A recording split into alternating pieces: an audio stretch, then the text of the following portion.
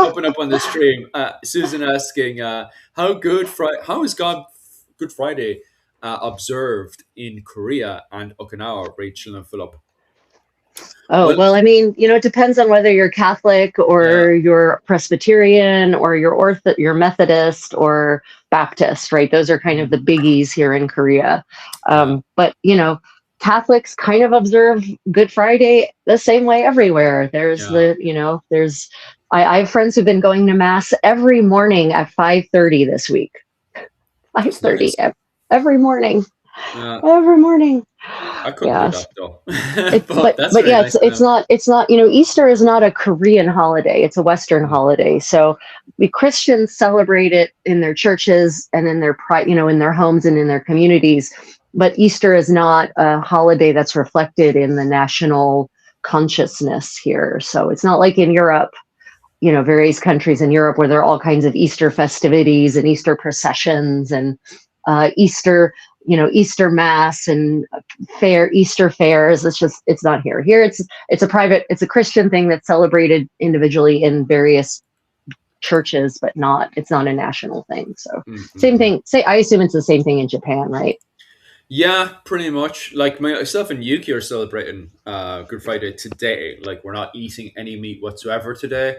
We're going for fish instead. But that's so easy to do in Japan because of the amount of sushi. Yeah, right. Yeah, I'm not certain that beautiful, yummy sushi counts in the spirit of yeah, the yeah. Lenten fast.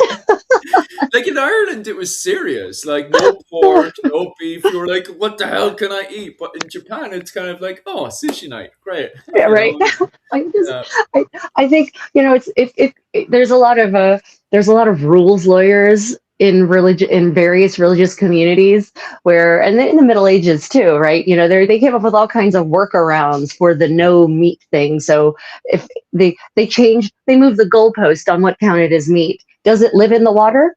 It's a fish. yeah, So yeah. beavers are fish, geese are fish, duck are fish, fen Oh, hens are fish. Jesus, imagine saying that to my dad. My dad would have a fit because we said that one year about duck, and no, duck is meat. No, you can't be eating that. No, fish was a fish. Fish was anything my dad couldn't eat properly, and we had to suffer with my dad because my dad hated fish in every single way. He hated the texture of fish. He'd eat fish, by the way. He's one of those fellas. You put something in front of him, he'll eat it, but he'll complain while doing so. And I remember being like 4 years of age, and it was Good Friday, and we were having fish and chips. And this was back in the day when they had all the tiny bones in the fish. Oh And my gosh, dad spending gosh. hours taking the bones out of his mouth, bitching the Oh whole time. Like, no, I don't. I mean, it feels and with fish like that, it feels like you're doing as much work, physical yeah, work, to eat it as the caloric value that you are getting by eating it. So it mm, feels like you end up having to eat more afterwards yeah. because you've Oh, done so much work picking all those bones out. but it's so weird. I watch my wife, Yuki, take apart a fish. She can literally just get the spine and go whap, and then pull out Oh the yeah. entire spine with everything in it. And I'm like, you're so good at that. Like, I watched her do it a few times. I've managed to pull it off, but Yuki's just so gifted at taking all the bones out all at once. Yeah, But my Korean friends are masters at that. If we go yeah. out to a restaurant together and fish is served, I let them handle the slaughtering of the fish. Oh, yes, please. Hey, Kevin, how are you keeping? Good morning or good evening, Kevin. How's your day been going? And Jim, how are you keeping as well? I'm doing well in shape. I'm doing Yeah, well. Aye. it's Any beautiful. news on your side, Jim? Philip, are the cherries blossoming? Cherry trees? Are there cherry trees in Okinawa? And are they blossoming or have they already blossomed? They're blossoming in mainland Japan, right? But get this, they started blossoming in Okinawa straight after, what was it called? Christmas. So at Christmas, Oh, after right. Christmas, sorry, around New Year, they started blooming everywhere. Everything was pink. And I was like, oh my God, this is so magical. And I kept telling myself, go take a picture. And I was like, I'll take a picture, what was it, tomorrow or whatnot. Before you know it, they're all dead. What was it? They had all changed again. What was it? Because we just gone into raining season in Okinawa. So now it's all raining season. So they're all gone again. So, Right. oh, Oh stop. my goodness. Oh my goodness. Yeah. So it's Easter, right, everyone? We're in the Easter season. We're in the Holy Week. Today is Good Friday here in Asia. Mm, And I was reading some very interesting things, some problems that medieval people experienced with the two kinds of calendars that there were for holy days. mm, And that persists to this day. There's some of the holy days are on fixed dates. yeah. St. Patrick's Day is March 17th. But Mm-hmm. then there are other holy days that move on the calendar based on, I think probably originally the lunar calendar, but then ultimately, based on where other holy days fall. So Easter is a movable feast, Mm, literally. It migrates forwards and backwards in spring depending on other days. And so sometimes it would happen that two holy days, like very holy days, feast days, would fall on the same day with two very different sentiments and practices. So in 1502 in Florence, the Feast of the Annunciation, which is the day on which the Archangel Gabriel comes to Mary and says, Ave Maria, gratia plena, right? mm, Hail Mary, full of grace, right? You are going to give birth to the Son of God. And mm, so that's a day of celebration on the Christian calendar, right? It's the dawn of hope, the beginning of salvation, the birth of the Savior is upon you, rejoice. And it fell on the same day as Good Friday, which mm. is the day on which Christ is crucified. And so you have this day of extreme joy combined with this day of mourning and solemn sorrow.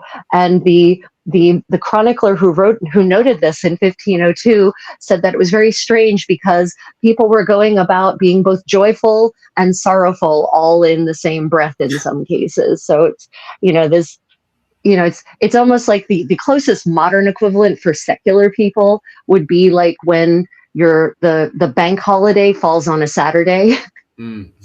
and you don't actually really get to celebrate, get a day off of work. It's like, well, we have the Feast of the Annunciation and we have Good Friday. So on the Feast of the Annunciation, we usually have feasting and there's dancing and there's celebration, but it's also Good Friday, so it's supposed to be a day of solemnity. So what are we supposed to do here?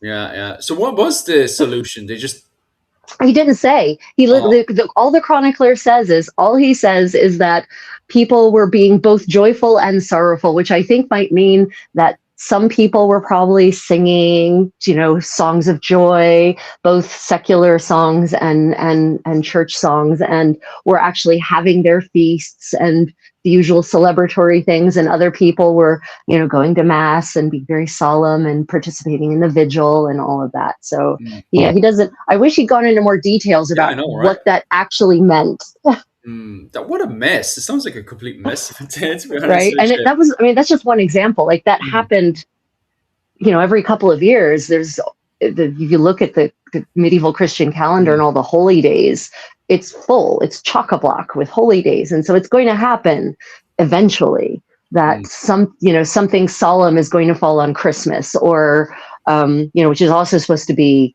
not only a day of joy. Christmas is like the raucous party season of the medieval calendar. Mm. So it's going to happen. You just have to deal with the dichotomy, I guess. Yeah, sounds absolutely my world. What's everybody doing for Good Friday? Are you guys staying away from meat, or are you guys eating fish, or what are you doing for Good Friday? And any plans for the weekend? Rachel, any plans for the weekend? Oh yeah, well, it's I'm going to be live streaming a lot this weekend.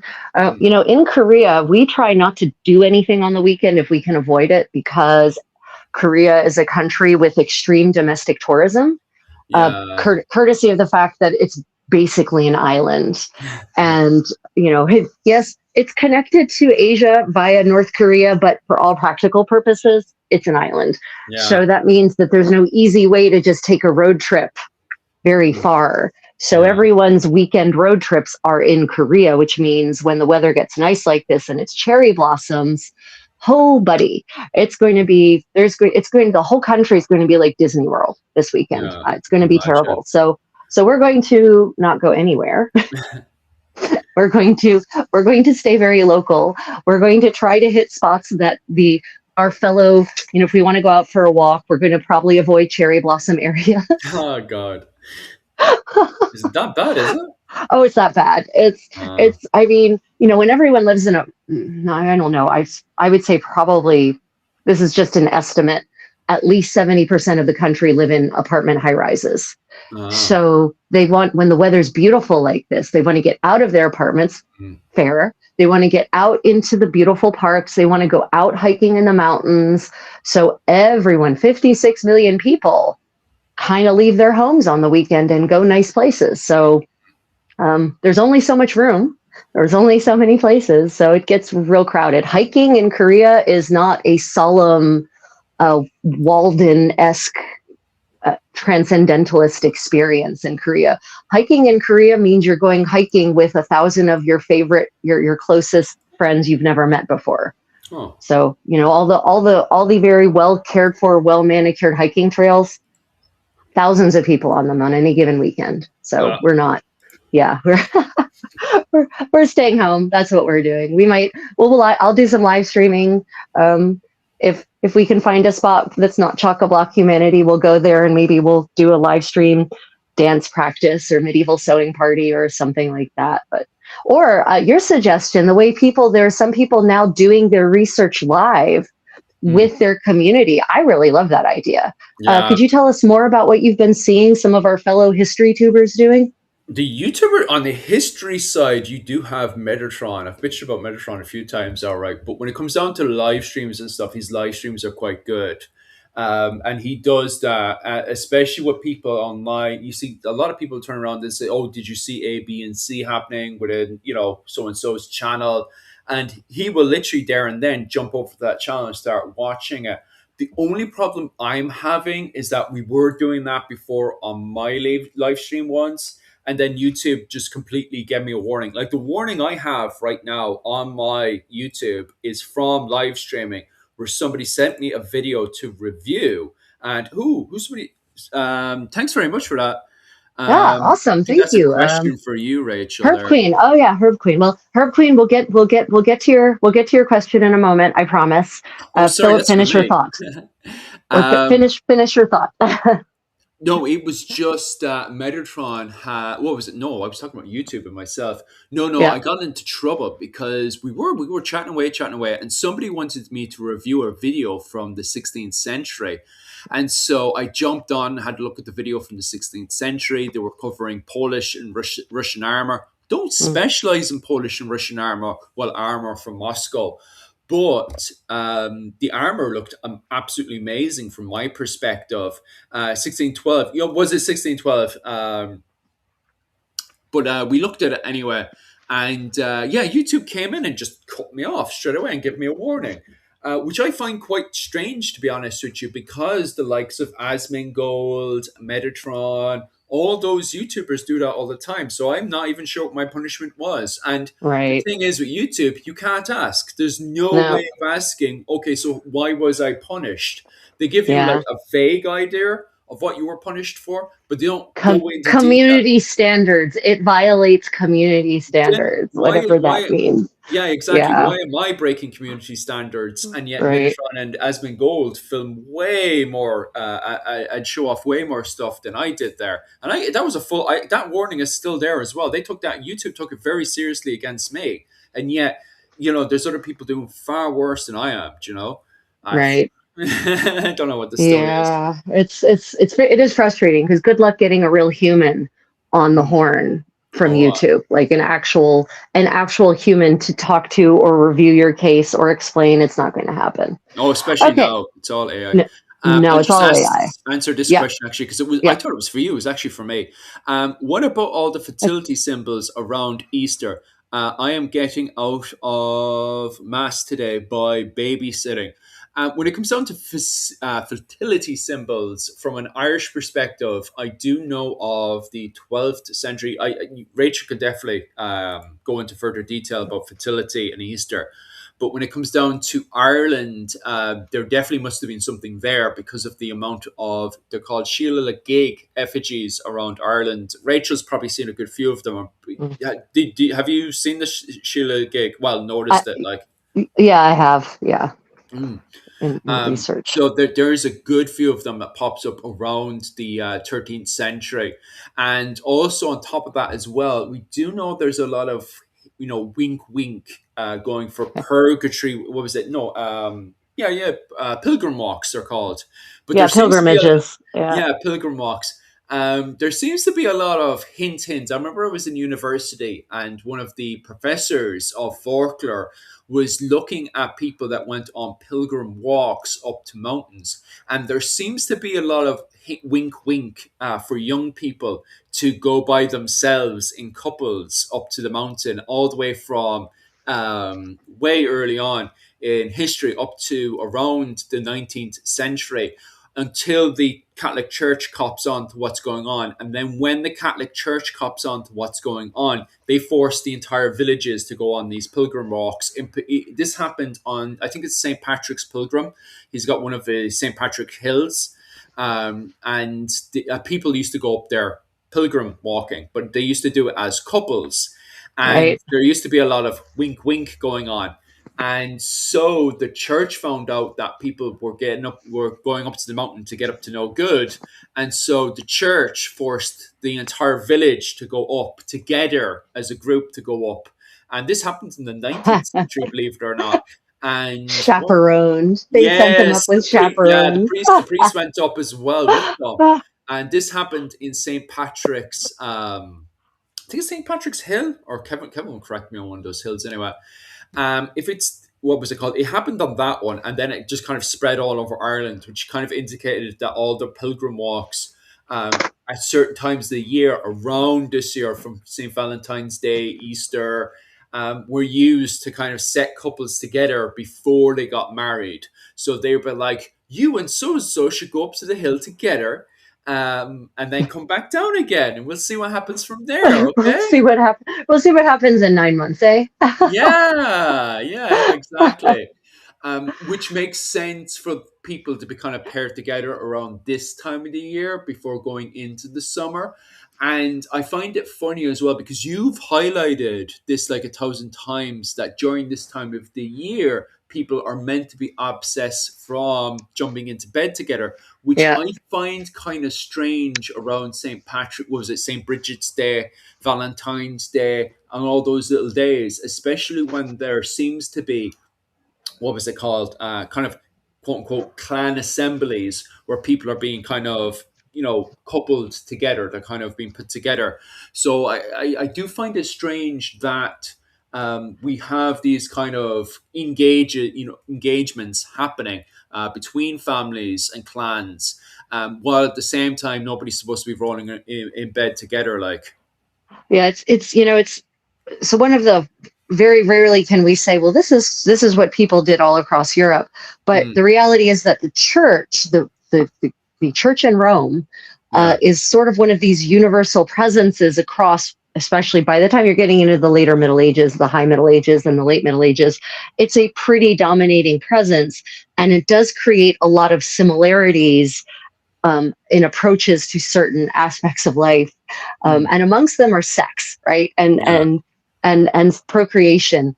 And as you were referring to the fact that during these Lenten periods and on Ember days, you are not supposed to engage in reproductive activities. You're Mm, not. So for Lent, for the entirety of Lent, people are supposed to abstain mm, from any joys of the flesh, which mm, includes, rich foods. It's supposed to include meat. It's supposed to include butter. It's supposed to include sexual activity. And so hypothetically, by the time Easter actually arrives, people should be in a bit of a state, yeah. as it as it were. Now, whether the degree to which that stricture to abstain is observed, it varies highly, and obviously there are plenty of people who did not abide by that. Mm, But there were some people who definitely did. For instance, Eleanor of Aquitaine, fantastic lady, was married to a French king, Louis the Pious, as he was Mm, called. And the second you have a king named the Pious, you yeah. know he's probably going to be not very fun.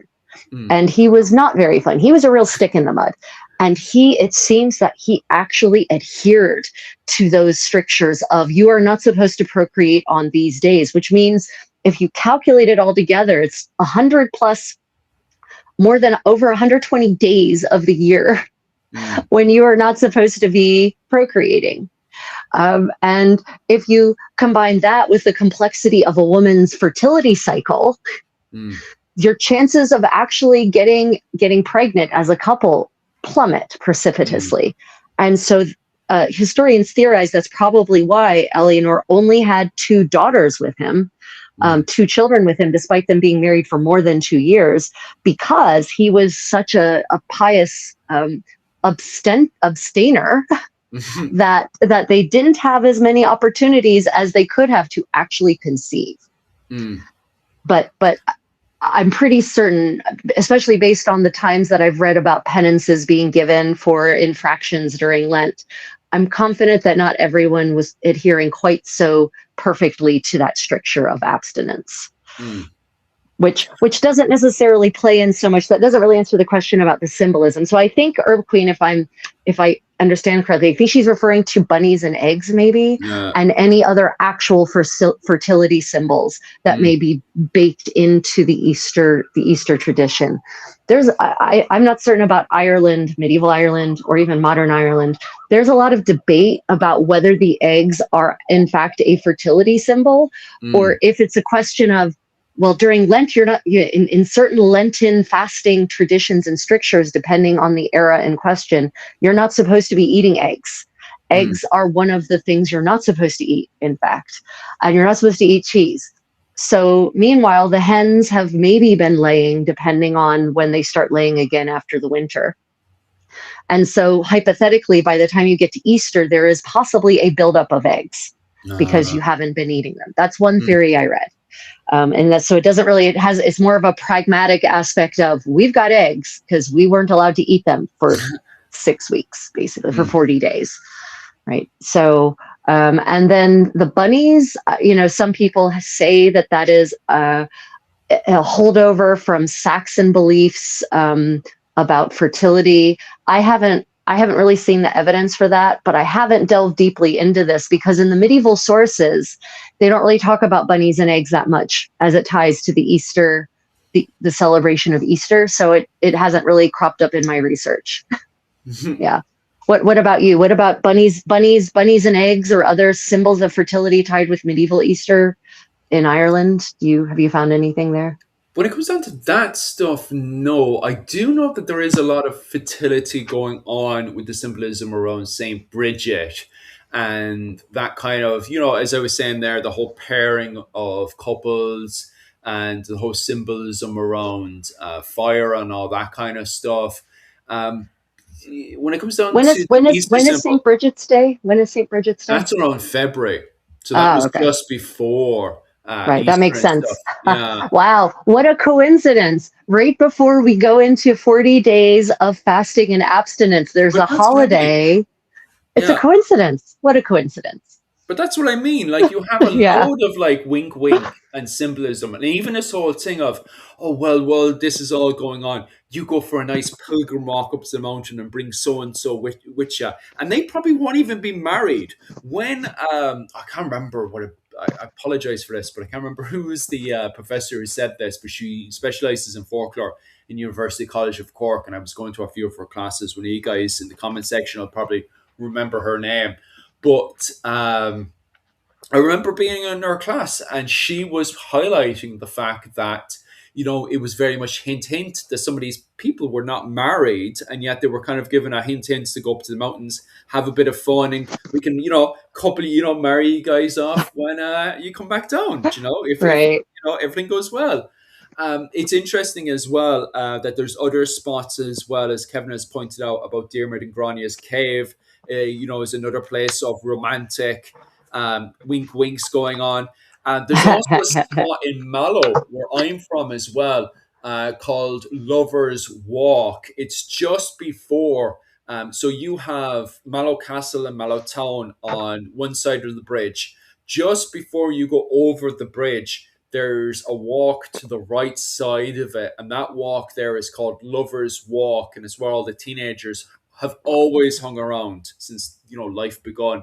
And then when you get to the very end of Lovers Walk, there's a beautiful waterfall, and it's called Lover's Leap. And the teenagers uh, have always gone up there to jump off of it. of course. It's pretty classic. I did it as a child. I did it as a child, Of So course. all the teenagers go down there with their cans and everything, and we go drinking. It's great. And the police never come down. The police know fully well we're down there. And we used to go down with bottles of vodka and stuff. It used to be brilliant. And you just pass the vodka around. You used to call it bushing. It's brilliant. Bushing, great, Bushing. Yeah, we used to call it bushing. fantastic, fantastic. The days. Oh yeah. So Tom and Cora made the comment he didn't know about the eggs. So eggs, I don't think eggs fall under the modern. I don't know if eggs fall under the current church's strictures on Lenten days, like now Good Friday. I don't know if they fall under the no meat thing, but in the Middle Ages, depending, this again, Middle Ages is not a monolith across the 1,000 years, and so the strictures on what counted as Lenten food or not, what was acceptable to eat during the Lenten fast, those sometimes changed or were altered. So it seems there were times when eggs were an acceptable thing to eat on an ember day, for instance, but weren't necessarily an acceptable thing to eat during a Lenten fast, like Advent or Lent, as we call it.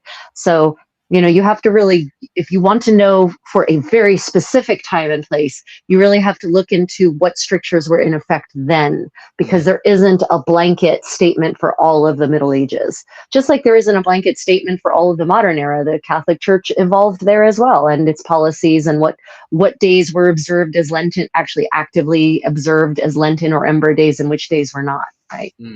I love how it's called Devil's Glen. Devil's Glen is supposed to be a lover's spot near Dublin from the old song Molly Brigham.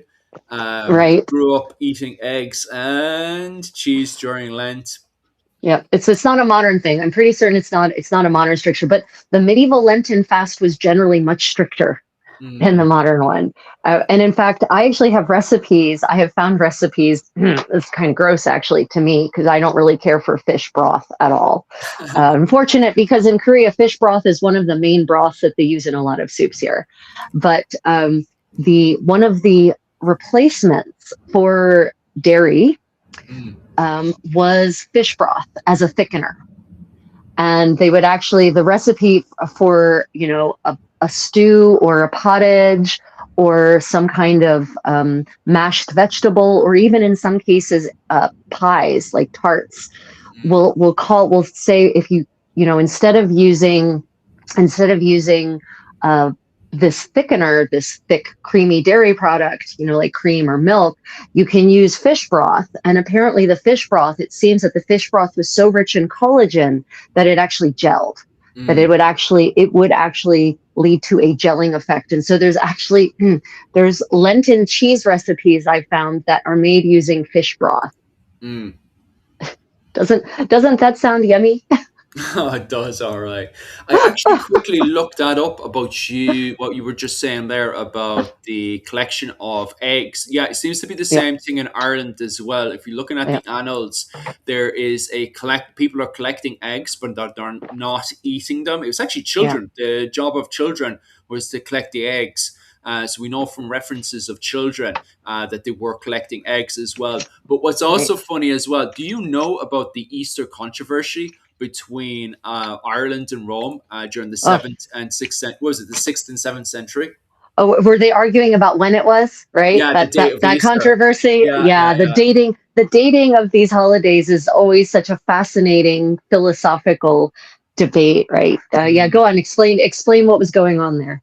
Well, originally, so as I was saying, and this is what, God damn it, like I keep getting into arguments with people because people don't understand insular Christianity. But basically, Ireland after the fall of Rome, quote unquote, the fall of Rome and the Dark Age, quote unquote, right? So don't bite my head about that. But regardless, Right. Ireland was kind of left to its own device with Right. the Bible, right, and other Roman literature. So they ended up having their own interpretation of Christianity. By the way, they still seen themselves as part of the wider Christian world. You can see that in St. Columbanus's letter to the Pope, where he says, we have a different interpretation, but we still see ourselves drinking from the source of the water, right? So in that letter, Right. he's basically We're saying, hey, look, we're doing our own thing here, but we still see ourselves as Roman Christian, right? But to right. simplify the Part conversation, part of the community, even yeah, though we have different approaches. yes. Yeah. But to make things simple, we always refer to them as either insular Christianity or Celtic Christianity, okay? But regardless, Ireland ends up having its own interpretation of Easter, right? And this is where it gets a bit wild because Ireland's calculated one interpretation of what the date of Easter should be, and Right. Alexander in Egypt calculated a different date. And because the Pope had seen the Irish as, taking stupid Irish people off to the side, sure, what would they know? He picked the Alexander date. But this is where it gets really funny because recently, in the last 5 years, academics did actually do the calculation for Easter, and they actually found out the Irish were right. The Irish actually got the date right, and it was Oh. Egypt that got it wrong. Yeah. It is, it reminds me of so many of the debates in the early church about, the nature of Christ, Mm. duophytism, monophytism. It's just, at the end of the day, does any of this really matter to the message that Christ was spreading? Right? Like, Yeah.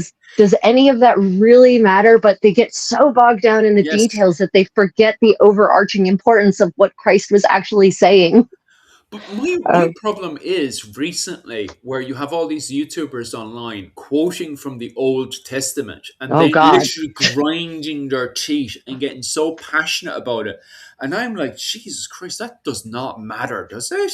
no. Especially compared to the message of Jesus. I'm just like, fuck, Well, these Christians, and God forbid, we're about to wander down a lane that's going to attract trolls. But, Well, it's um, true. but I'll say it anyway. I'll say it anyway, Philip. Christ says, He says, I bring the new covenant. Mm, Right? I'm bringing the new way. This is the new way. You should follow this way. mm. And yet, a lot of God, especially Protestants in the U.S., get so bound up in the Old Testament, Oh, shut and up. and it's like, did you not read the New Testament? Mm. Are you just forgetting everything that Christ said? Oh yes, you are, because you don't want to follow the words of a brown-skinned socialist. Right? Be bold, Rachel. You're going to start World War III in the comment section. I know, I am. I know. Let's get back to the topic of Easter in the Middle Ages. We could also bitch about bloody the Irish famine as well. What was it Oh called? God, yes. That sure exploded. Oh my Just God. caused more problems in the chat. Because it's World War III. Have you gone into? Was it into, especially the Instagram one? I haven't looked too much on the TikTok, and YouTube doesn't seem to be too bad. But the Instagram one, gee, it's like World War III in that comment section. It's Yeah. wild. It is amazing, the trolls that have just come out of the woodwork. And I mean, some really gruesome things people are saying, like, I mean, like, basically supporting genocide. You know, if they were too weak to figure it out themselves, then they clearly deserved what they got, they being the Irish, obviously, in this Work conversation. out what that we had been crushed and our food taken from us. Right, Like, right, exactly. I'm like, okay, buddy, I hope you get transported back to 1848 Ireland, and let's see how you do. yeah, Um, like the system, the British system, British Empire did not function the way it should have functioned. Plus, the problem is as well is that there were members of Parliament who, just like today within the British Parliament, which English people will agree with, is that they were ran by a bunch of sadists, people who literally just only cared about themselves. And I swear they must have got pleasure out of hurting others, because even the statement that the Prime Minister of Britain had made in, what was it, 1846, what was it called? That this is God's judgment Oh, onto you're the talking about Irish. Trevelyan, right? That piece of Yeah, garbage, that piece of shit who I hope is yeah. burning in hell. Yeah, Trevelyan Well, can he fuck is right like, off, excuse my language. mm. He can he was an example of the worst kind of Christian, Oh, right? The worst oh, kind. was he even a Christian at that I point? mean, Like, he first one, identified was as it? such. He yeah, I mean, was yeah, exactly. He identified as that, but that doesn't mean it was so. I Yeah, can think I'm a rock, but that doesn't make me a rock. yeah, exactly. So That's yeah, was a piece of garbage, a punishment mm. upon the Irish for their laziness, as he put it. I'm like, that Oh man. yeah, and yeah, we're winning all his wars for him. So it's like, oh, they're lazy there, but we're gonna get you to win all our wars for us in India. Or yeah, thanks very Right, much. Oh, we've been right. winning all of his wars since 1803. So straight away, when the British, what was it, subjugated Ireland, they literally straight from the get-go got us to win all their bloody Napoleonic wars for us. If you look up every single Napoleonic war, there was an Irish regiment there completely smashing them, especially the Connacht Rangers. And that's the thanks he gives to us. Oh, thumbs up there now for winning all your wars. And it gets worse because then we go off and we pretty much win World War One. Hey, Rachel, guess what Yeah. surviving regiment survived the Battle of the Somme? Oh, I'm sorry. Which regiment survived the Which Battle of the regiment, which Somme? is battalion? What battalion survived the Battle of the Somme? I mean, World War One barely touches me as an American, so I'm much more familiar with It, wa- World War Two. it was the Irish But I'm regiments. going to assume it was an Irish regiment, It right? was the Yeah. Irish regiments, right? So what happened is because the Irish at that point were so used to rebellion, right? What they did was the orders came in. The British wanted to treat World War One as a Napoleonic battle. They ordered on the Battle of the Somme. They ordered all of their regiments, battalions, to march in formation and take the trenches. That's what Jesus they Christ. ordered them to do, right? Oh. We had an English officer, well, an Anglo-Irish officer, and English men Irish men that were used to rebellion, seen that letter and were like, no, we're not going to do Yeah. that. Screw What you, we man. are going to do is our new plan, right, with the Anglo-Irish officer, is we're going to crawl during at nighttime. We're going to get up extra early and we're going to crawl as close as we can to the trench. And just as the mortars go off and all the banging goes off and everything, and the ground gets lit up, we're going to get up and run into the regiment. We're not going to walk in. Sorry, not walk. Sorry, into the trench. Right. So we're going to run into the trench. Once everything lights up, you get up and you run into the trench. Right. And that's what the Irish did. The English, the Scottish, the Welsh, the Canadians wiped because they walked towards the enemy, right? The Irish survived because by the time gun firing started going off, they were pretty much very, very much on top of the Germans. And they pretty much just had to leap in at that point Right. and start chopping up the Germans, right? Caught the Germans completely off guard. Everyone else, geez, it turned into a complete and utter failure for everyone else. And what had to happen to the Irish is they had to do a tactical withdrawal back because there was not enough battalions to support the Irish. Right. Well, So, the Battle of the Somme is a gruesome meat grind. I mean, all of the entire history of World War One is just an unnecessary tragedy. It's the war that absolutely didn't need to happen at all. mm, Not even the tiniest bit. It was a rich man's war to have a glorious battle and then be home by Christmas. And then 4 years later, we're still rotting in the trenches, not a metaphor. but So, they thought the British went into World War One thinking they were going to reenact the Napoleonic War in oh, Europe. yeah. Yeah, Yeah, yeah, absolute yeah. insanity. Like, All this glory. We're going to cover ourselves in glory, boys. And then we'll be home by Christmas. It'll be grand. Right. mm, And it was none of those things. It was, yeah, World War One just makes me so sad. It just, World War Two was terrible. World War One makes me sad because it didn't need to happen at mm, all. There was no reason for it. It was just a lot of death for no reason. mm. Yeah. So for Easter, we talked about the fact that there was a whole load of Easter eggs because, well, actual eggs because we'd been Yeah. collecting them during Lent because we weren't allowed to eat them for 40 Right. days and 40 nights. Also, on top of that as well, we were talking about the fact that Easter is spent arguing between what we identify now as Roman Christians and Insular Yep. Christians, arguing over the fact. By the way, the South of Ireland, where I was from, we are 100% by default supported Rome, right? So where I was from, we supported Rome by default, which was ran by the Oenachta at the time in Cashel against the ENL. So the ENL were the High Kings of Ireland, but their equivalent, their political rival during these assemblies and stuff was the Oenachta, where I am from. So by default, we'd rock up to these assemblies Right. at Easter and stuff, and we'd be like, "Oh, you guys are wrong. You're celebrating the wrong day. You guys are stupid. We should be the High Kings of Ireland." So during this whole thing, when all this arguing is going on, we're just like, no, we just will not listen to what the ENL have to say about the Easter controversy. Rachel, is there anything else that would happen during Easter? So, it depends on where you are, right? So the Lent is obviously a period of solemnity, and actually I have a passage here. So I've got the selected letters of Alessandra Strozzi. She's a woman who lived in a turbulent, if there was any other turbulent time in Italian history, an unturbulent time, but she lived during the 15th century in Florence. And her family, the Strozzi, fell on the wrong side of the Medici of conflict that initially banished Cosimo de' Medici from the city. And then when he came back a couple of, not very long later, after having paid the right people to allow him back into the city, he basically took his revenge, not violently, but by having all of his political enemies banished. And the Strozzi were on the other side of that. And her sons end up getting banished, even though they're like teenagers, because they're male.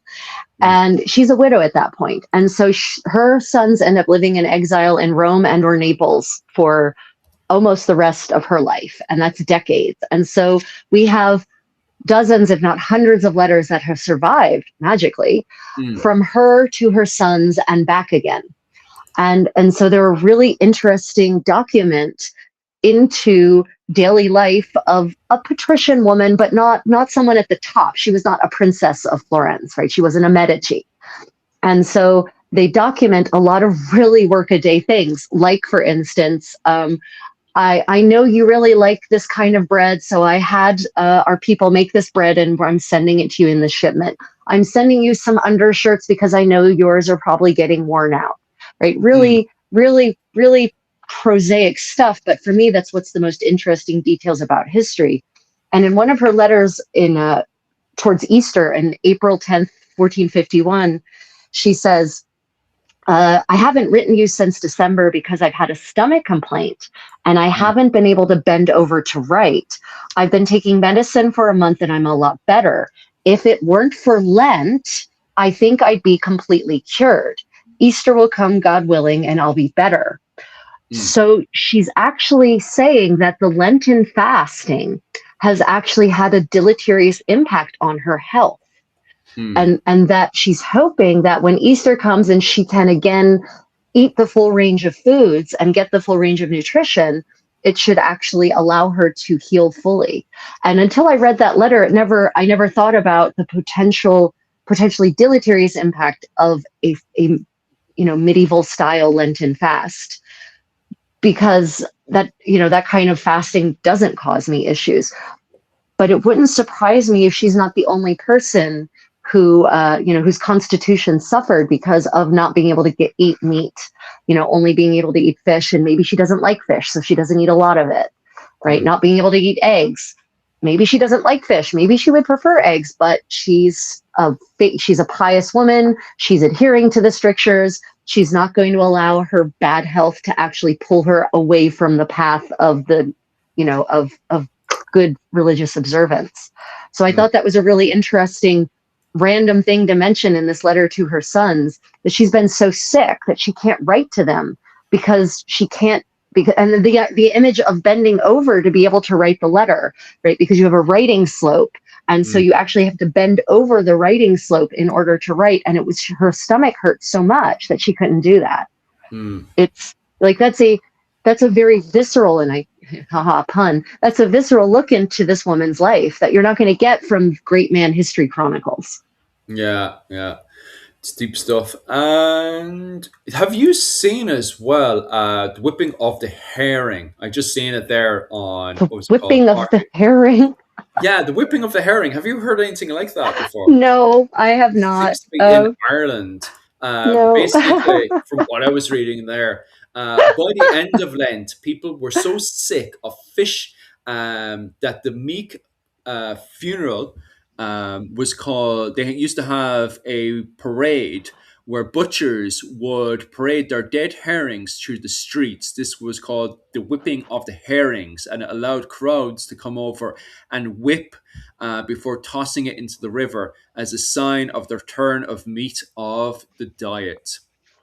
That just sounds so hideously wasteful in an era when every bit of food was highly valued. I don't know. What's the primary source for that? That just seems, I mean, I don't know. It seems more likely that they would just preserve them for later use rather than throw them away in the Mm. river. That was by Maria McGowan, and that's over on the RTE player that has it on But I there. mean, And there's but good do you know like sources what in there. does it come from a chronicle or what's the actual what's the Source actual itself. It doesn't yeah have any sources at the end. It does come from RT, and there is actually some good trustworthy faces in there. I'll have to go through the sources later on, but it's just interesting. I just seen it there over the on the whipping RT of the player popping up there. Um, no in Florence they actually have they still do to this day they have this massive celebration the Scoppio de Carro mm, which is literally the explosion of the cart mm, and there's an interesting in essence they have this cart this 16th century carriage the cart the same one they've been using since the 16th century and they actually have this procession from the church of Santo Apostoli, the mm, Church of the Holy Apostles, and they have a procession from that church all the way to the Duomo, to the cathedral, mm.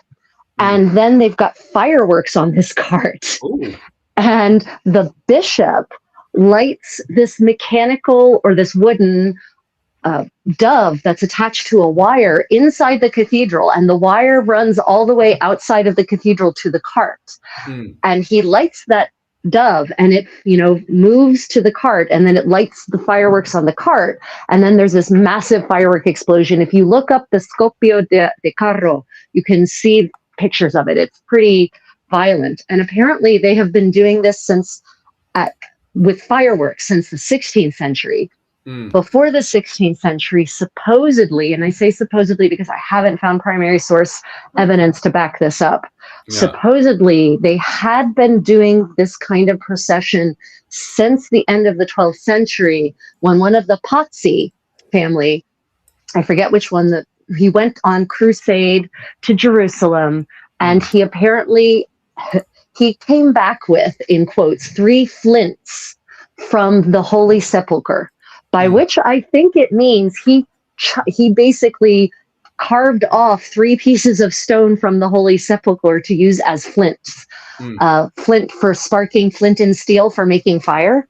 mm. And I mean, talk about the usual tourist vandalism. Well, I'm just going to take a couple of pieces of this historic monument back with me. No one will notice, except that when everyone takes a couple of pieces of the historic monument back with them, it gets noticeable.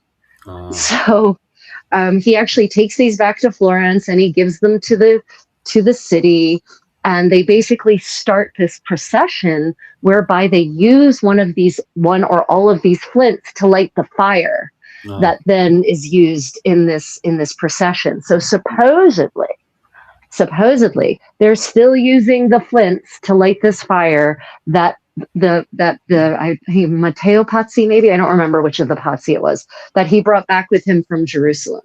Mm. So supposedly this tradition has continued since then, and it used to just be this giant candle Yeah. basically that they would put in the center of the cart, and that would get lit with the holy flints, Mm. and then they would use that candle, that big giant candle, to light all of the other candles for the celebration of the Easter of the Easter observances, because then, of course, it was the flints that were part of the Holy Sepulchre, which then created that fire. And so then by propagating, the fire from this central candle, that made all the other candle light extra holy, or all the lamps and candles that were lit by that extra holy. I don't know if there's still, if they've got fireworks, I can't imagine they're lighting the candles for the churches from the fireworks. So I'm not certain how it works modernly. But apparently in the 16th century, I'm assuming probably with the arrival of the dukes in Florence, that they decided to go with something more bombastic and more glorious than just a big candle. Herring, but at the same time, because I know other people agree with you there, Rachel, that it is kind of a waste of meat to be kind of just whipping it across the street and then chucking it into the river. But I think the problem with herring in Ireland, and bunnies as well, is the fact that if you're not eating them for 40 days, as in going out to hunt them and stuff, I think they breed overkill and they end up destroying crops and stuff as well, don't they? So I think there's probably at that point too much herring and bunny, because I know in Ireland we constantly have to keep them on watch, especially farmers, because there are times when they overbreed, and also on top of that as well, they go in there and attack crops. They, especially.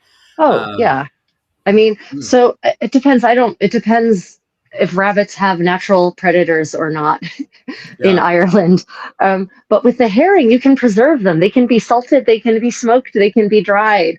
They can be gelled, put in aspic and be preserved. There's a lot of ways to preserve them. I'm not saying you shouldn't fish them in mass quantities necessarily to keep the population controlled, but just throwing it away just does not make sense to me. Like doing something with it and then preserving it, I can see that. But doing something with it and then just throwing it into a river or something, that's going to make a stinky river also, by the way. Maybe it's just one herring. Maybe they turn the rest of it into food. Maybe there's like one symbolic herring. I could see that. But I just can't see like people taking barrels of herring and dumping them into a river. Yeah, I think I'm going to just guess, and I'm just assuming it's just going to be one herring. They're going to do that too, instead of doing it with the thousands of them. Because even in the source, because I'm actually reading this, going back over the source now, and it still talks about the amount of eggs they'll be eating on that day and stuff. But it could be the case with bunnies and rabbits as well, maybe. Right. Also, to do with the meat as well, they seem to have cake. So they seem to be able to bake it into some form of a cake. I don't know what kind of bunny meat cake you would eat. I don't know. Medievally, so what most people imagine now as cake didn't exist before the 18th century, because what most people imagine as cake now is fluffy and delicate and has a light crumb. And that's the consequence of chemical leaveners, which were invented in the end of the 18th century, sodium bicarbonate. And that's the earliest documented use of chemical leaveners in baking in the West that I have found. So the kind of so-called cakes that medieval people would have been much denser, or they would have been yeast raised. They would not, and therefore they would be chewy. They wouldn't have that kind of fluff that you get from a chemical leavener. So fish cakes were probably more likely to be a fritter, actually. So it's more likely to be, either pieces of meat chopped up and made into a patty and either fried in a pan or fried in deep fried, right? Breaded, possibly dipped in batter. Like that's more likely to be what a fish cake would be in a medieval source. If you find references to fish cakes, it's not a sweet thing; it's a savory thing. But then I wonder, like, if they're throwing it into the river, does that go back to a ritual? Because I do know the Irish, and we talked about this before as well, how the Irish and Celtic people in general have a tendency of throwing things into bogs and rivers. Like you can see that King Arthur's sword, where King Arthur's sword is thrown into the river for a goddess to take it away. Is it a case of it's a sacrifice? Oh, here's your sacrificial hare into the river, and then it becomes going into the medieval period. It becomes then a kind of what's it called, tradition that they have in that area, that they don't even question why they throw hares into the river anymore. They just kind of do it for good luck, I guess. I don't know. Yeah, no, I can, that absolutely, that tracks for me. It's like, we've just always done this. We Yeah. now do this. We still do it. It's just what we do at Easter. Yeah. I could see that. And I mean, it would make sense. I could see the symbolism of sacrificing, in quotes. I can't do air quotes right now, but of I'll of do it for you. of There you go. thank you, of sacrificing a a herring, putting it, tossing it into the river as a way to sort of chum the waters, Mm, right? To give the water goddess an offering so that she gives back tenfold, kind of thing, mm.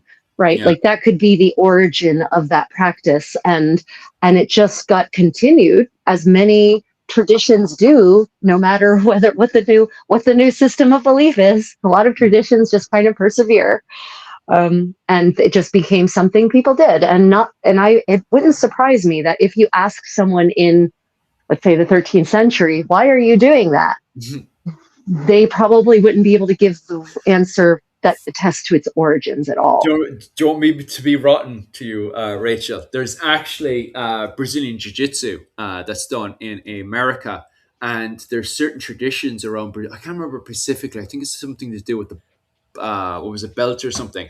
But what happened was that judo had gone over to Brazil, and Right, they had slightly adjusted some of the stuff, and it eventually became Brazilian Jiu Jitsu, right? right, And then from there, it went from Brazil up to America, and it became, well, it's still kind of Brazilian Jiu Jitsu, although some yeah. people have adjusted it to Planet Jiu Jitsu instead of Mother Mad stuff. But there's certain customs that they do, and I can't remember what it was, but they were doing Brazilian Jiu Jitsu one day, and a Japanese person came. And he knew the answer to it, but he was just kind of curious if the Americans knew why they were doing something. And Right, so he asked, like, "Why do you do that thing?" Because they were doing it slightly wrong. So he asked them, right. like, "Why are you doing that thing?" And they were just like smacked. They were like, I don't know." And he was just curious, like, "Why would you do that thing?" Then no, I can't Right, remember what it was. I think it was something to do with the belt. It was like the taping of the belt or something. And he was like, "Why would you tape your belt if, first off, you're not going to do it for the practical reason of doing it, and secondly, you're doing the tradition of it slightly wrong?" And they were just like, "Well, we got taught by a Brazilian person, and he got taught by a Japanese person." And so it kind of became a Chinese whispers, why, to once it came back to them. And that was only what, last year. I remember watching that on yeah, the live stream, where they just had a Japanese guest in, and he was just gobsmacked that these Americans in California were doing this thing, and they didn't know why they were doing it. And I think it was right. just taping their belt. It was something as simple as just taping their belt. And he was like, the reason why a person would tape your belt, I think this is the reason. Someone will probably correct me in the comment section, but I think it was the taping of the belt, and it's down to your grade system. So when you hit your blacks, it becomes, you then go into your first dan, your second dan. Like you're not master yet. Like master is 10th dan black, right? Everyone thinks that master is first dan black. It's not. Right, It's actually 10th dan black. But the Americans treat the first dan black as the master belt. So when anytime somebody says, "Oh, I'm a master, I'm a black belt," that's actually wrong. That's actually just a halfway point within your education of martial arts. But right, regardless, these Americans were treating black belt as the master belt, and then right. after that, they were adding in extra stuff. And this Japanese guy who came to them, he was like, "Okay, this is strange. Like, you explain to me why you're taping your belt." And Right. they did, this specific gym just didn't know why they were taping their belt. I think most gyms probably, especially at this stage, probably know. But yeah, it just reminds me of what you were saying there, how information passes, and then it gets to a point where it just becomes a tradition within that clique or group. Like, Yep. Yeah. So we have some people leaving. Tomikor, thank you so much. Sleep well. Tell your daughters they're very sweet. Appreciate that compliment. Unfortunately, I can't really scroll back in the comments right now, so I'm confident we probably missed some questions there. most of it, people are, they're going off to sleep. Good night, everybody who's going off to sleep. Good Thank you night, so everyone. much for staying up. I'm assuming it's the New Yorkers are going off to bed, are they? Probably our Yeah. East Coast people are going to bed now, I would assume. And Yeah. any late nighters from England and Ireland and Scotland and Wales as well, I probably have gone off to bed as well. And there's some people jumping in to join us. Good evening to everyone who's jumping onto us now. Yeah. Myself and Rachel are just talking about various topics, in particular the fact we're now on Good Friday going into Easter. So we've started talking about various Easter subjects and topics. And also on top of that as well, we're going to be talking about our short that got really, really big yesterday. I think, how many views is it on? Is that like It's up to, 27? I mean, it's up to 120,000 views on Instagram. Yeah, It's several thousand views. It's always interesting how some videos go more viral on oh, certain platforms than others, yeah, right? It's only in the 6 or 7 thousand range on YouTube, but on Instagram, it has gone gangbusters crazy viral. I've never mm, had a video that I posted go that viral on Instagram. yeah, It's crazy. But mm, it brings up the idea of the lies that were taught about history, or the obfuscations, or the dissembling that is often conveyed in the teaching of history, especially in middle school and high school, right? mm, At that level, it's presented as something far too simplified, and often history is presented in a very sanitized way. mm. So, we one of the things that you and I intend to do is to get back to the original sources and try to cast a light onto the truth of the matter, whatever that truth is. Truth is such a touchy word these days. Oh, stop. But the point is to not just accept what we've been told, but to question whether it's correct or not. Mm. That's the true study of history, is always asking, do we know? Do we really know what we think we know? Yeah, that's also very true. And it's kind of a funny thing how actually I was reading some of the comments because there were some really great people in the comment section putting down some insanely good sources in the comment section on Instagram. And one particular person literally sourced the term the Great Hunger or the Great Famine. It's actually a play Right. on words of Irish. It actually means both Great Hunger and Great Famine. I can't remember specifically the Irish word he was using. But when people are turning around and say, oh, but that's still a famine, that's actually a play on words of the Irish. The reason why, if Right. you were to directly translate it, it means great hunger. But the way the Irish is, it translates also great famine. So that's why it says great famine or great hunger. But Irish people don't want it to be, especially academic level. Academic level have proven that referring it to as a potato famine is incorrect, because the reason why they didn't have food wasn't just down to the failure of potatoes. It Yeah. justified British what the Brits were doing, but it wasn't the fault of the potato. There was already food, plenty of Yep. food in Ireland already. There was already plenty of meat in Ireland. There was Yep. already plenty of vegetables in Ireland, and Yep. there was Fish. already There were plenty of fish. fish. Yeah, there was For already God's plenty of sake. fish in Ireland, but it was physically taken by the British. What Yep. happened is that the Irish had fought a rebellion in 1798 and 1803, and they were subjugated. And originally, we had an Irish Parliament. It was Lord Edward Fitzgerald who was he was Prime Minister at the time of the Irish Parliament. He was shot and Yep. assassinated by the British, and then the British went on to occupy Ireland. Mm. And it wasn't even like, oh, we're just taking over. It turned into two very violent rebellions. One in 1798, where the British, they didn't capture prisoners of war and brought them into prison. Because they branded them as rebels, they went on to torture them and Ah, execute them execute them as violently as traitors, well. right? Yeah, yeah, yeah. Yeah. Violently executed them. They tried to Uh, have the leaders of the rebellion hung, drawn, and quartered, but the ah, leaders were actually related to royal monarchies in France and Britain. So they couldn't, they would get into serious trouble. So they changed their execution of being hung, drawn, and quartered to being hung. And then they quartered their bodies afterwards to keep the I British mean, happy. that's a kindness. Yeah, This sounds. I know this sounds terrible to say, but that's an improvement, yeah, because being hanged, drawn, and quartered is a, oh my God, awful way to die, yeah, because you are alive and conscious for a lot of that process. And the drawing is mm, the drawing out of your intestines. yeah, So, yeah, yeah. Hanging them until they're dead and then quartering them symbolically, big improvement on the yeah. process. Well, that's what they eventually did to Robert Right. Emmer, because at that point, most of the what was it called? The leaders of the rebellion, which, by the way, as we were saying yesterday, somebody was like, oh, they were Irish Catholic. No, they weren't. The leaders were either Church of Ireland or Presbyterians, right? Right. The reason for that is because Catholics were already banned from the Irish Parliament. They were Yep. banned from the Irish Parliament from British pressure. So the British didn't want Catholics because they didn't want to be invaded from Ireland into Britain. So there was a whole load of wars to do with the were called the William Knight Jacobite Wars. Yep. And the end result of the William Knight Jacobite Wars, which you guys know from the show Outlander, the famous Mm. show with the, your man from the kilts who runs away to America.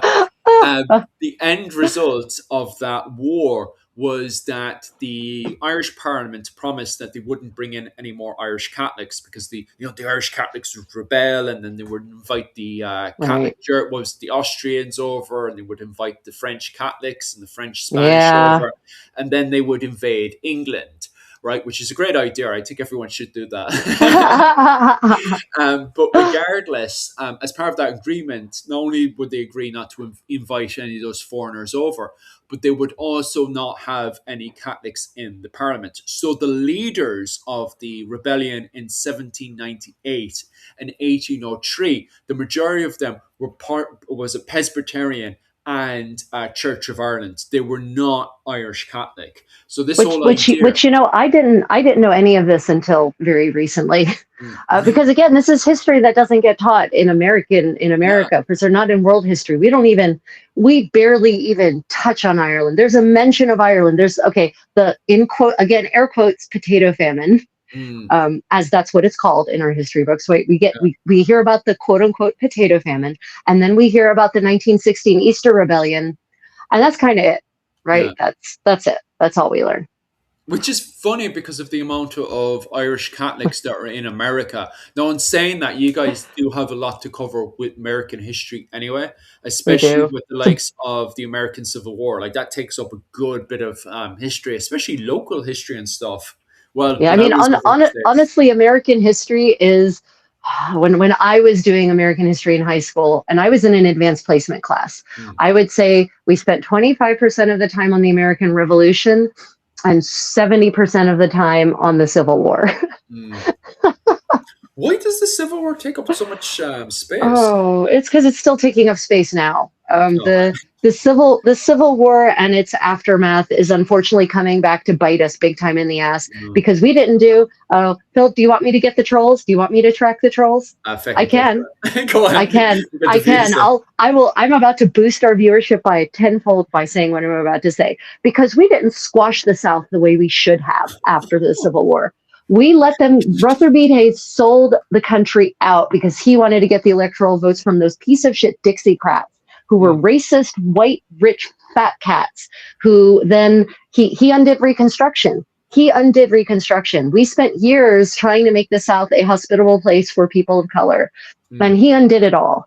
And so overnight, we withdrew all of the troops from the South. We withdrew all of the people who were enforcing the civil liberties of Black people. And, that the Ku Klux Klan, the Daughters of the Confederacy, they all started rewriting history. They started putting up all those garbage monuments to traitor officers who violated their oath to the Constitution. I've got some feelings about this. So we are still dealing with the aftermath, and we're dealing with it more than ever now in the current administration than we ever dealt with it before. So the problem is that we are still being actively haunted by the Civil War. Well, everyone agrees with you anyway, so that's the main thing. If we start getting some real bots and trolls, Philip, I apologize. But on the other hand, all of those people who leave deleterious comments and act like assholes are just promoting our channels, aren't they? Well, that's true. You bitch about the South, I bitch about the Brits. It's all good. But I have no problems because I actually lived in England for a good bit, and I have no problems with English people. In fact, if you ask most English people what they think about Ireland, they think Ireland should be unified, and they think that Irish people should have nothing to do with England, and England should have mm, nothing to do with Ireland. So mm, most English people fully agree with me. The problem yeah, is, and most Irish people always highlight this, the problem is with the Irish part was it the British Parliament, not the English people. So I always yeah, try to, once I get into these discussions, I always get into that because I actually agree with what most English people have to say on the topic. The problem is that Parliament is, completely mad in the head.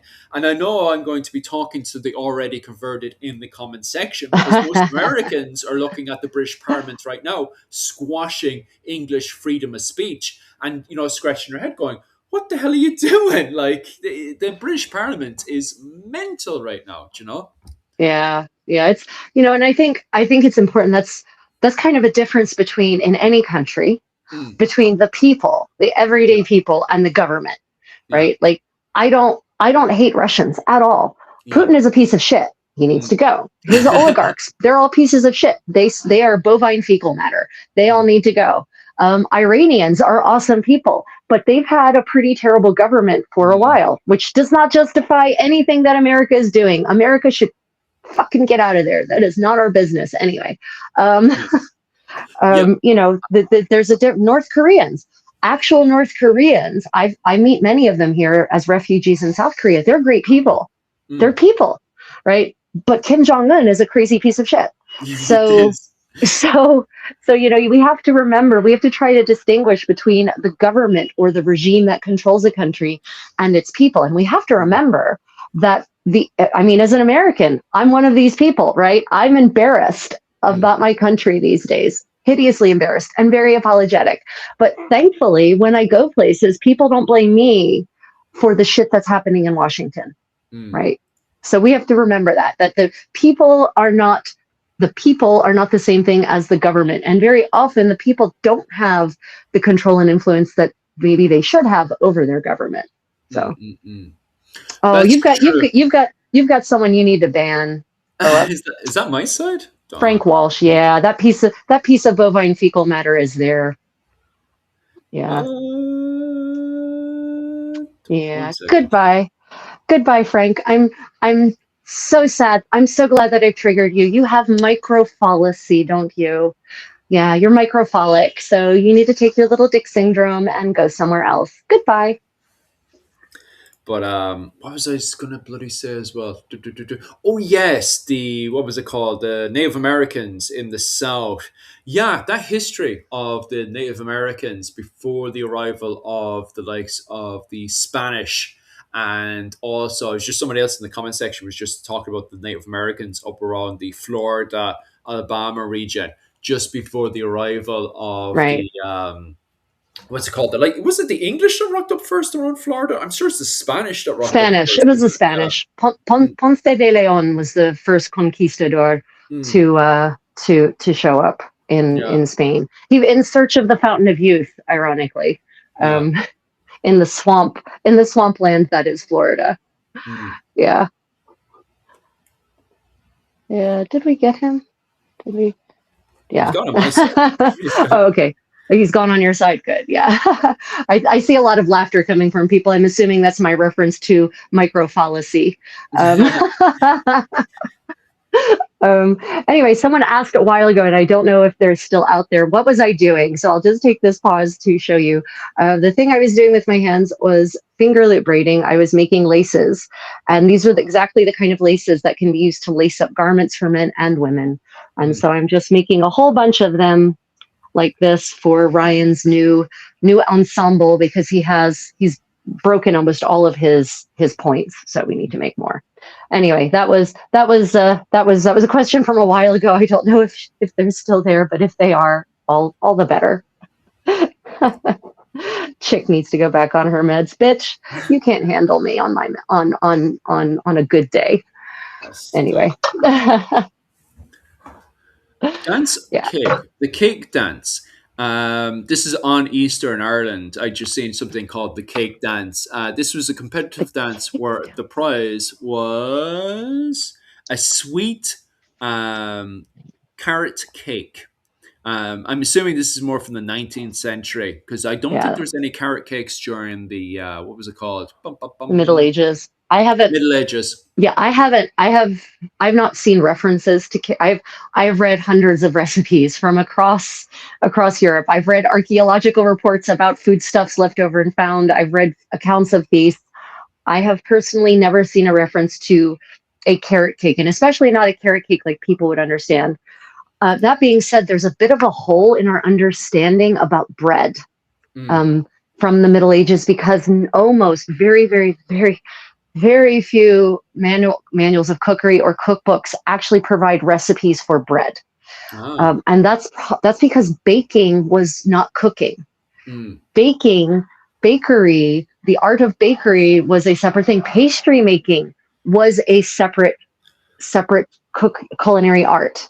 So apparently, what the foodstuffs that bakers were making didn't qualify for these beautifully illuminated and calligraphed collections of recipes, possibly because it was considered 2 work a day at that stage. We hadn't reached the stage of artisanal breads, right? Artisanal in that era means it's a baker making it, but all bread is made by bakers and not in a factory in the Middle Ages. So for all we know, maybe there was a kind of bread that had shredded carrot in or grated carrot in it.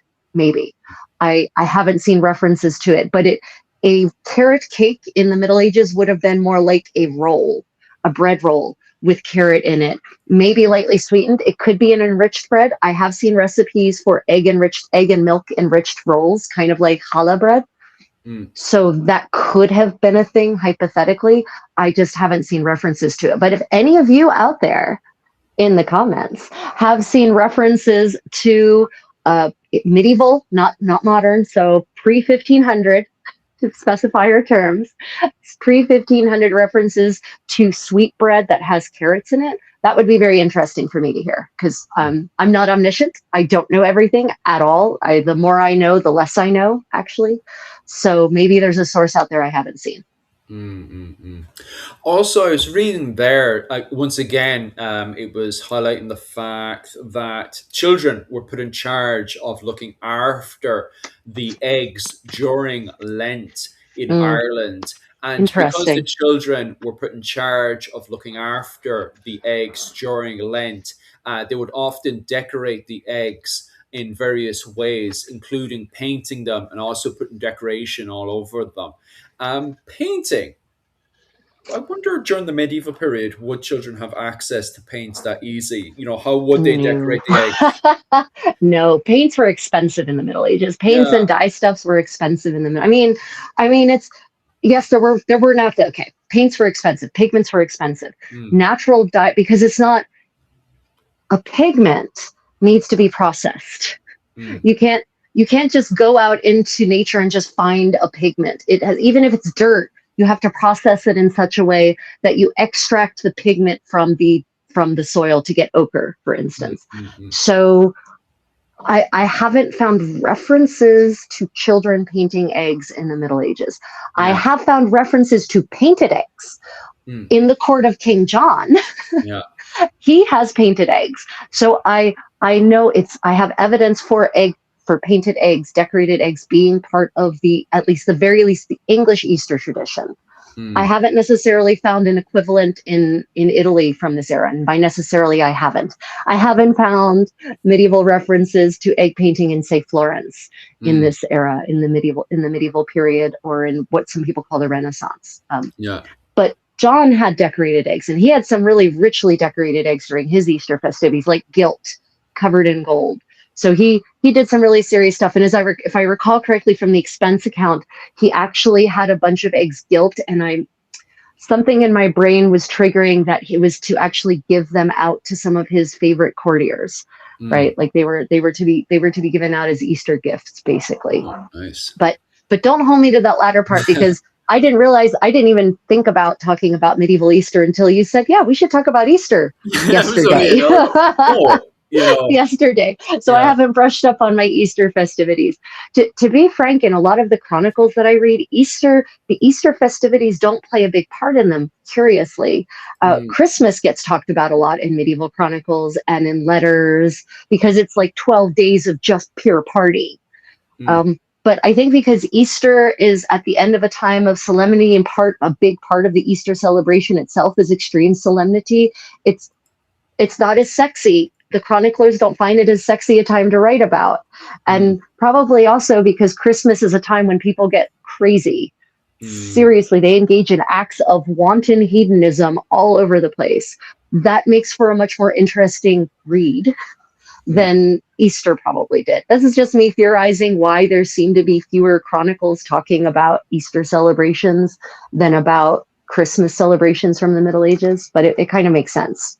You know, if it bleeds, it leads, right? Easter apparently, despite being a very involving a lot of blood, apparently didn't bleed enough to lead, I guess, in Chronicles. When you're saying, just back up to the comment section there, when you're saying did the Persians painted their eggs, Oh, are I have you no talking idea. about? Yeah, yeah, yeah. We have no idea about that one. Why were they painting their eggs? Well, I suppose there's still Christians living in Persia, isn't there? So I I mean, yeah, suppose there are maybe. absolutely, yeah, there were. Yeah, I mean, Zoroastrians, Christians. It's not just Muslims living in yeah, Persia I in the Middle forget that. Ages. Sorry about that, guys. Yeah, but but Um, but I don't know anything about. I know nothing, and I mean real goose egg nothing about mm. Christian practices in medieval Persia. I know more about Muslim practices in medieval Persia than I do about medieval Christian practices in Persia. So Yeah. sorry, guys, can't answer that. Yeah. Oh God, my brain went out. Yeah. Could you just expand on that one? Because I actually am super curious about Hmm. Christian practices in Persia during the medieval period and why were they painting their eggs? Is it exactly what's going on in Ireland where you have so many eggs that are being looked after by children and it's the children because the children are looking after them, they're then decorating the eggs. Is that what's going on? When it comes down to the painting of eggs in Persia. That is the fact that children are put looking after them. Somebody else as well, if I try to find a comment section as well. Oh, yeah, they're talking about wealthy families would have painted the eggs for sure. I could imagine that, to be honest with you. Like if you have the O'Briens who have access to a lot of stuff that's happening in Europe and England. And as you said there, that's happening inside the Tudor court, perhaps. No, I could not the see the Tudor court. To oh, John's court. yeah, John, King John's court. John the Worst, as many people call him. He was, wasn't it? Especially Well, King John, because King John and O'Brien had an interesting relationship. Maybe the likes of the higher up clans, maybe their children probably did that, especially to show off their status to the other children. Maybe, right. theory. I'm just kind of chucking out there. I mean, So maybe, it could be. But also again, like children painting eggs. That that's it's just the materials would have been very expensive. I mean, there's a reason that this appears in John's expense accounts. yeah. That's the King of England. Mm, There is a way you could make with the person who knows well enough. There are weeds, of course, that would produce dye stuffs. yeah. Broom would produce yellow in Ireland. You could. I wouldn't want to dye my egg in woad blue because woad is produced with fermented urine. So I'm not Yeah. certain. I'm not certain that's a route you want to be going with your egg, Mm. because those eggshells are not impermeable actually. So maybe not. So I maybe there just was a way to cheaply produce a dye stuff and cheaply and easily, because also I can't imagine these children knowing the science of extracting dye stuffs from plants, right? So I would want to know the primary source for that. What is the primary source that says children were the ones who were dyeing the eggs? yeah. It's always about the primary sources for me. There's a For lot of sure. there's a lot of bad pop history floating around. Someone else is also saying that it happened in Ukraine as well, that children were painting eggs. Is that a source from the 19th century as well? Especially now that Rachel's like, Yeah. where's the sources? I need the sources. Yeah, I just, Um, because, we can't assume that because people have do it now and have done it for a decades, or even a century, or since sometime in the 19th century, you can't assume automatically. You can't just backdate it to the Middle Ages. mm, A lot of people assume that food in I just found a late of one of my followers, Kaylee, if you're out there, thank you for sharing this with me, an early 17th century Transylvanian cookbook, a cookbook that dates to 1603 from Transylvania. And the dishes, there's hundreds of recipes or dishes described in this manuscript. And not a single one of them sounds very much like any of the dishes that come from that region now. Oh. So we can't assume that because it's a traditional dish, that it's something that dates back centuries, because a lot of traditions are actually much more recent. Yeah. Yeah, they're bang on right. The comment section is right, actually. It originated from Christians in Persia and Egypt who would paint their eggs for, what was it called? And they actually believe it may be pre-Christian as well. But the Christians of Persia and Egypt during the High Middle Ages used to paint their eggs at Easter. And it was a sign to show off the wealth and status. And this custom made it to England in 1290. So on Christmas of 1290, King Edward I painted 450 eggs to show off his status, and he painted them in gold to show his high status. Oh, right. It was Edward, not John. I just, again, I didn't get to prepare for this at all, everyone. Like, I'm going based on of information I read a year ago for Easter last year. It could be King John, but this is the Easter custom of painting the eggs. Was Edward I who painted them in gold? I think it's gold leaf color, whatever that is. Gold. It would be gilt in gold leaf, yeah. And what was it called? This was also became a major part of the Slavic culture as well. And you guys are right; it was done in Kiev, the settlement of Kiev, and also the major settlements of Poland, because at the time Poland was fractured into 5 barons that would fight over the kingship of Poland. Where are you getting where are you getting this information? Wikipedia. Oh no, baby, come on, Philip, we're better than that, man. Let me quickly click on their one. So everyone, the reason I'm really suspect about Wikipedia is because anyone can write anything there, and you don't even have to provide good documentation for your sources. And a lot of things that end up on Wikipedia end up being recycled back pop history. Or these days, the worst part is people are actually taking ChatGPT results and plugging them into Wikipedia entries. So we're getting this cycle of garbage being redigested into more garbage. So show me a primary source and then we'll talk. And then the source behind that one then is the yorkpress.co.uk, where they have an article from 2020. Right. The history behind the Easter pieces, eggs, York. Okay, so it's just what was it called? A journalist, right. Stephen Louse, from the York Press, who is investigating the what was it called? The history of Easter in York. Right. Well, that's going to be York. That's not going to be Kiev or these other places, right? I just again, I don't trust anything anymore unless I see a chronicle. Honestly, we live. You need to be like that, right? We live in such an era of horrible misinformation, and like I said, garbage that's getting digested to produce more garbage. That I don't trust anything unless I see a primary source, and I definitely don't trust anything that's a tradition. Because I know for a fact that most traditions aren't really that old, at least as they're practiced now, right? You can have a general act of decorating eggs, for instance, but that doesn't mean that they were dyed or they were painted. Decoration can take many forms. So just because people dye them now doesn't mean that's how they always decorated them, or just because people now paint them, that doesn't mean how they were always decorated. So I don't trust anything unless I see an piece of archaeological evidence, ideally, combined with ideally primary sources discussing it. Ideally, a manual that actually provides instructions from the era on how to do the thing.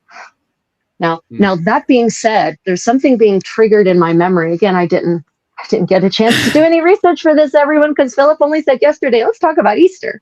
It's a great idea. But it makes good life streaming. I didn't get a chance to look in I have at least 2 art manuals from the Middle Ages that provide copious instructions for not only making pigments and gesso and sizes, they also provide instructions for how to decorate different things. And there's something in my memory that's triggering.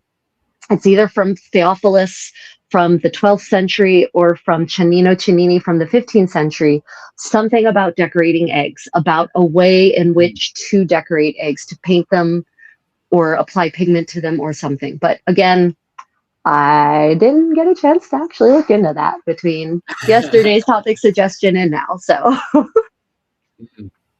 What was the best? No, I fully 100% agree with you, to be honest with you, Rachel. And I think everyone should question everything, to be honest with you, yeah, because what was it called? Even yesterday, people were turning around and says, "Oh, but I question the academics," and I'm like, "You should." Like, yeah, why does everyone feel like they're rebelling against the system when they turn around and says, "I question the academics"? The academics, I don't know about England, and I'm not going to go down the route of England because of reasons that I won't go into right right, now. But in Ireland, academics question other academics. Academics do not get on with other academics in the academic yeah, world in Ireland. They, well, I wouldn't say they hate each other, but they massively always hugely disagree with each other. Even the way that one person will write a paper and straight away someone will have an entire paper write a complete different paper with cheeky little, the way he writes in a very cheeky way. yeah, One, well, what was it called? The person writing this didn't understand that A, B, and C is A,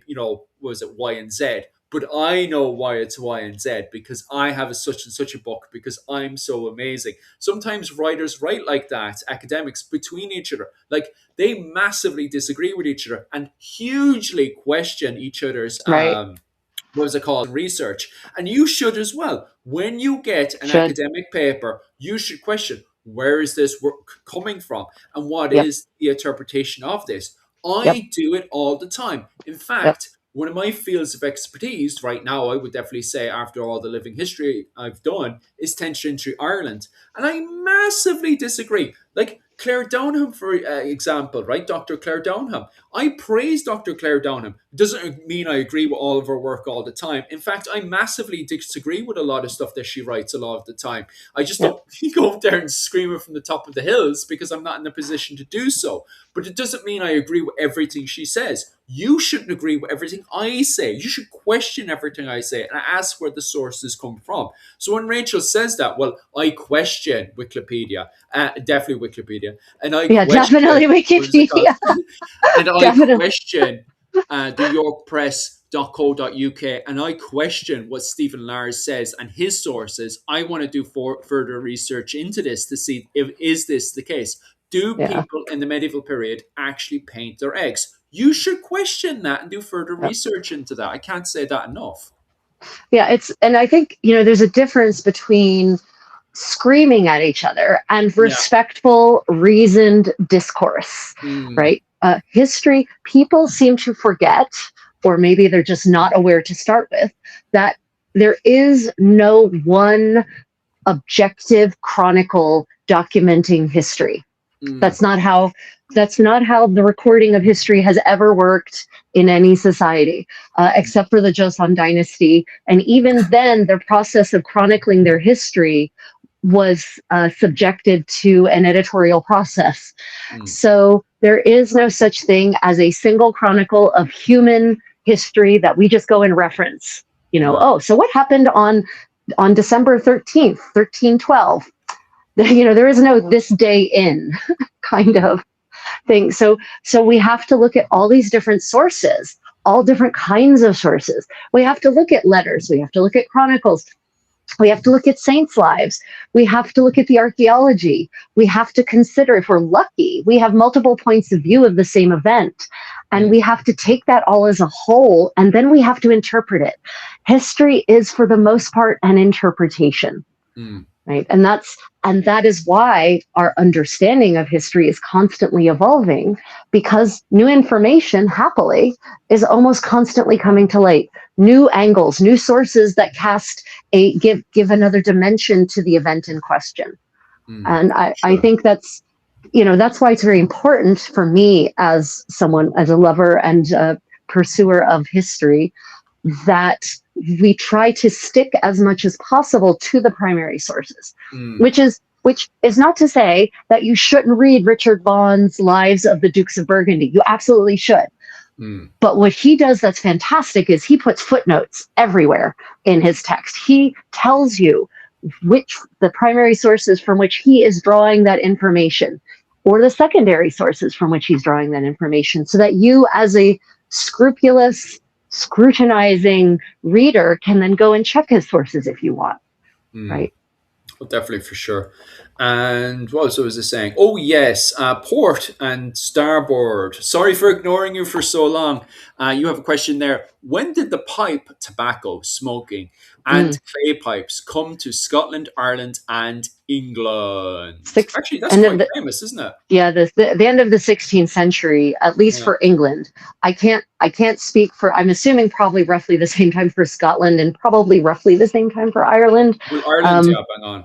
Because it's the same, what was it called? We had the 9 Years' War. So there's actually I can't remember what year it is, right? So I apologize for that one. But it is around the end of the 16th century. Yeah, it's like the 1590s, right? Yeah. You have that famous thing when your man returns back to England with the pipe and the potatoes and all that kind of stuff. From there, because most of those generals were also serving in Ireland against the Irish at the time during the 9 Years' War, which was fought between the Irish Confederacy and the English Tudors. Most of that stuff was, from the get-go brought over, which was the potatoes and the pipe and all that stuff. So, and most of those nobles were within the same clique after the Tudor conquest, because, believe it or not, the 9 Years' War and the Tudor conquest actually ended in stalemate. I've got endless amount of YouTube videos that are like, oh, it ended with Queen Elizabeth taking over Ireland. No, she died. She died before the 9 Years' War could come to a solution. And guess who took over after Elizabeth? It was the Stuarts. The Scottish took over. Scottish king. Yeah, a Scottish king takes over. James the First, James the Sixth, right? Yeah, and James the First was a vehement anti-smoker. Did you ever see the pamphlet he wrote and published under a pseudonym? So James the First of England, James the Sixth of Scotland wrote a pamphlet condemning pipe smoking as an absolutely disgusting, deleterious habit. He was right. And but when he first published it anonymously, it got no traction. So apparently he republished it as the king, and suddenly it got lots of traction. You can actually, if you look it up, you can actually see it. It was printed. It's a broadside basically, so you can still see it to this day. It's a great pamphlet. Yeah. We've been massively ignoring poor port and starboard. He's been asking some very inquisitive questions. Oh yeah. His second one was, what was work and labor? Watch it yourself there, Rachel. Like in the medieval times now compared to what it was back in the day. So what was work and labor like in medieval times versus now? And what's better and why? What do you prefer, Rachel? Do you prefer work now or back in the medieval period? I mean, it depends on what kind of job you have now, doesn't it? Yeah. I would say that for people who are working in factories now, they have it way worse off than people had it in the Middle Ages. People imagine the Middle Ages as this time of endless drudgery and misery and filth, squalor, people sitting around in the mud waiting for progress to happen. But that's just not true. The medieval calendar was full of holidays during which people did not work, during which they celebrated, during which they feasted and danced and sang songs and had a generally good time.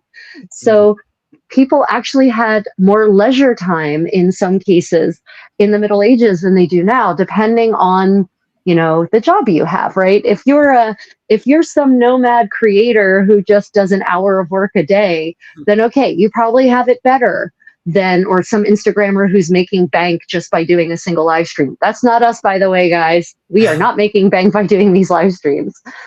Then yeah, you probably have it better than a medieval person. But I would say that probably on average, it was different. I'm not even certain if you could say it was better. It was different. The medieval pace of life was on the whole much slower. You were everything expected to take more time. No one expected you to rush around and hyper schedule your day. Getting dressed in the morning took time for everyone.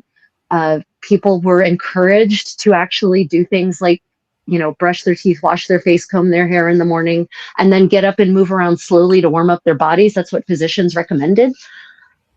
And some cities had free healthcare. Most cities had free healthcare in the Middle Ages. They had hospitals or that were endowed by the wealthy and operated by the monastic communities and the church that were free. They provided excellent, what at the era was top-notch healthcare for anyone. The city of Bologna had over 200 plus physicians on its payroll, operating free clinics across the city. Anyone could go there and seek consultation from a physician, could get advice about hygiene, about how to improve their ailments, about how to live a better and more comfortable life. So what's better? I don't know. I know that medieval people had more holidays. Yes, that's also very true. And was we Port and Starboard was also asking, were the working class and everyday citizens better off under the monarchy in the United States, and versus what the United States is today?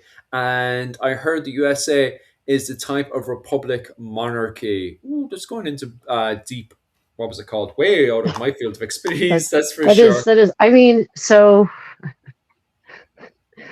are you, okay, the question is, are we comparing what life was like in the colonies under the British monarchy, under the British Empire, versus what life in the United States is like now? Or are we comparing what life in the United States is like now to what life in England is like now, or in the United Kingdom is like now? Like, those are two different questions. It was a different set of concerns in the 18th century. At the end of the 18th century than we have now. It was a different pace of life. It was a whole different structure. That's before the Industrial Revolution completely changed the way we lived and worked in the West.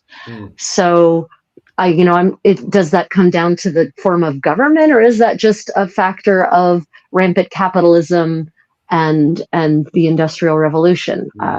That's a very hard. That's a deep, long conversation that doesn't really have to do with medieval history, which is our focus. Field of expertise. Yeah, we do talk away about and have an opinion on modern history, but our field of expertise really is medieval history, to be quite honest with you.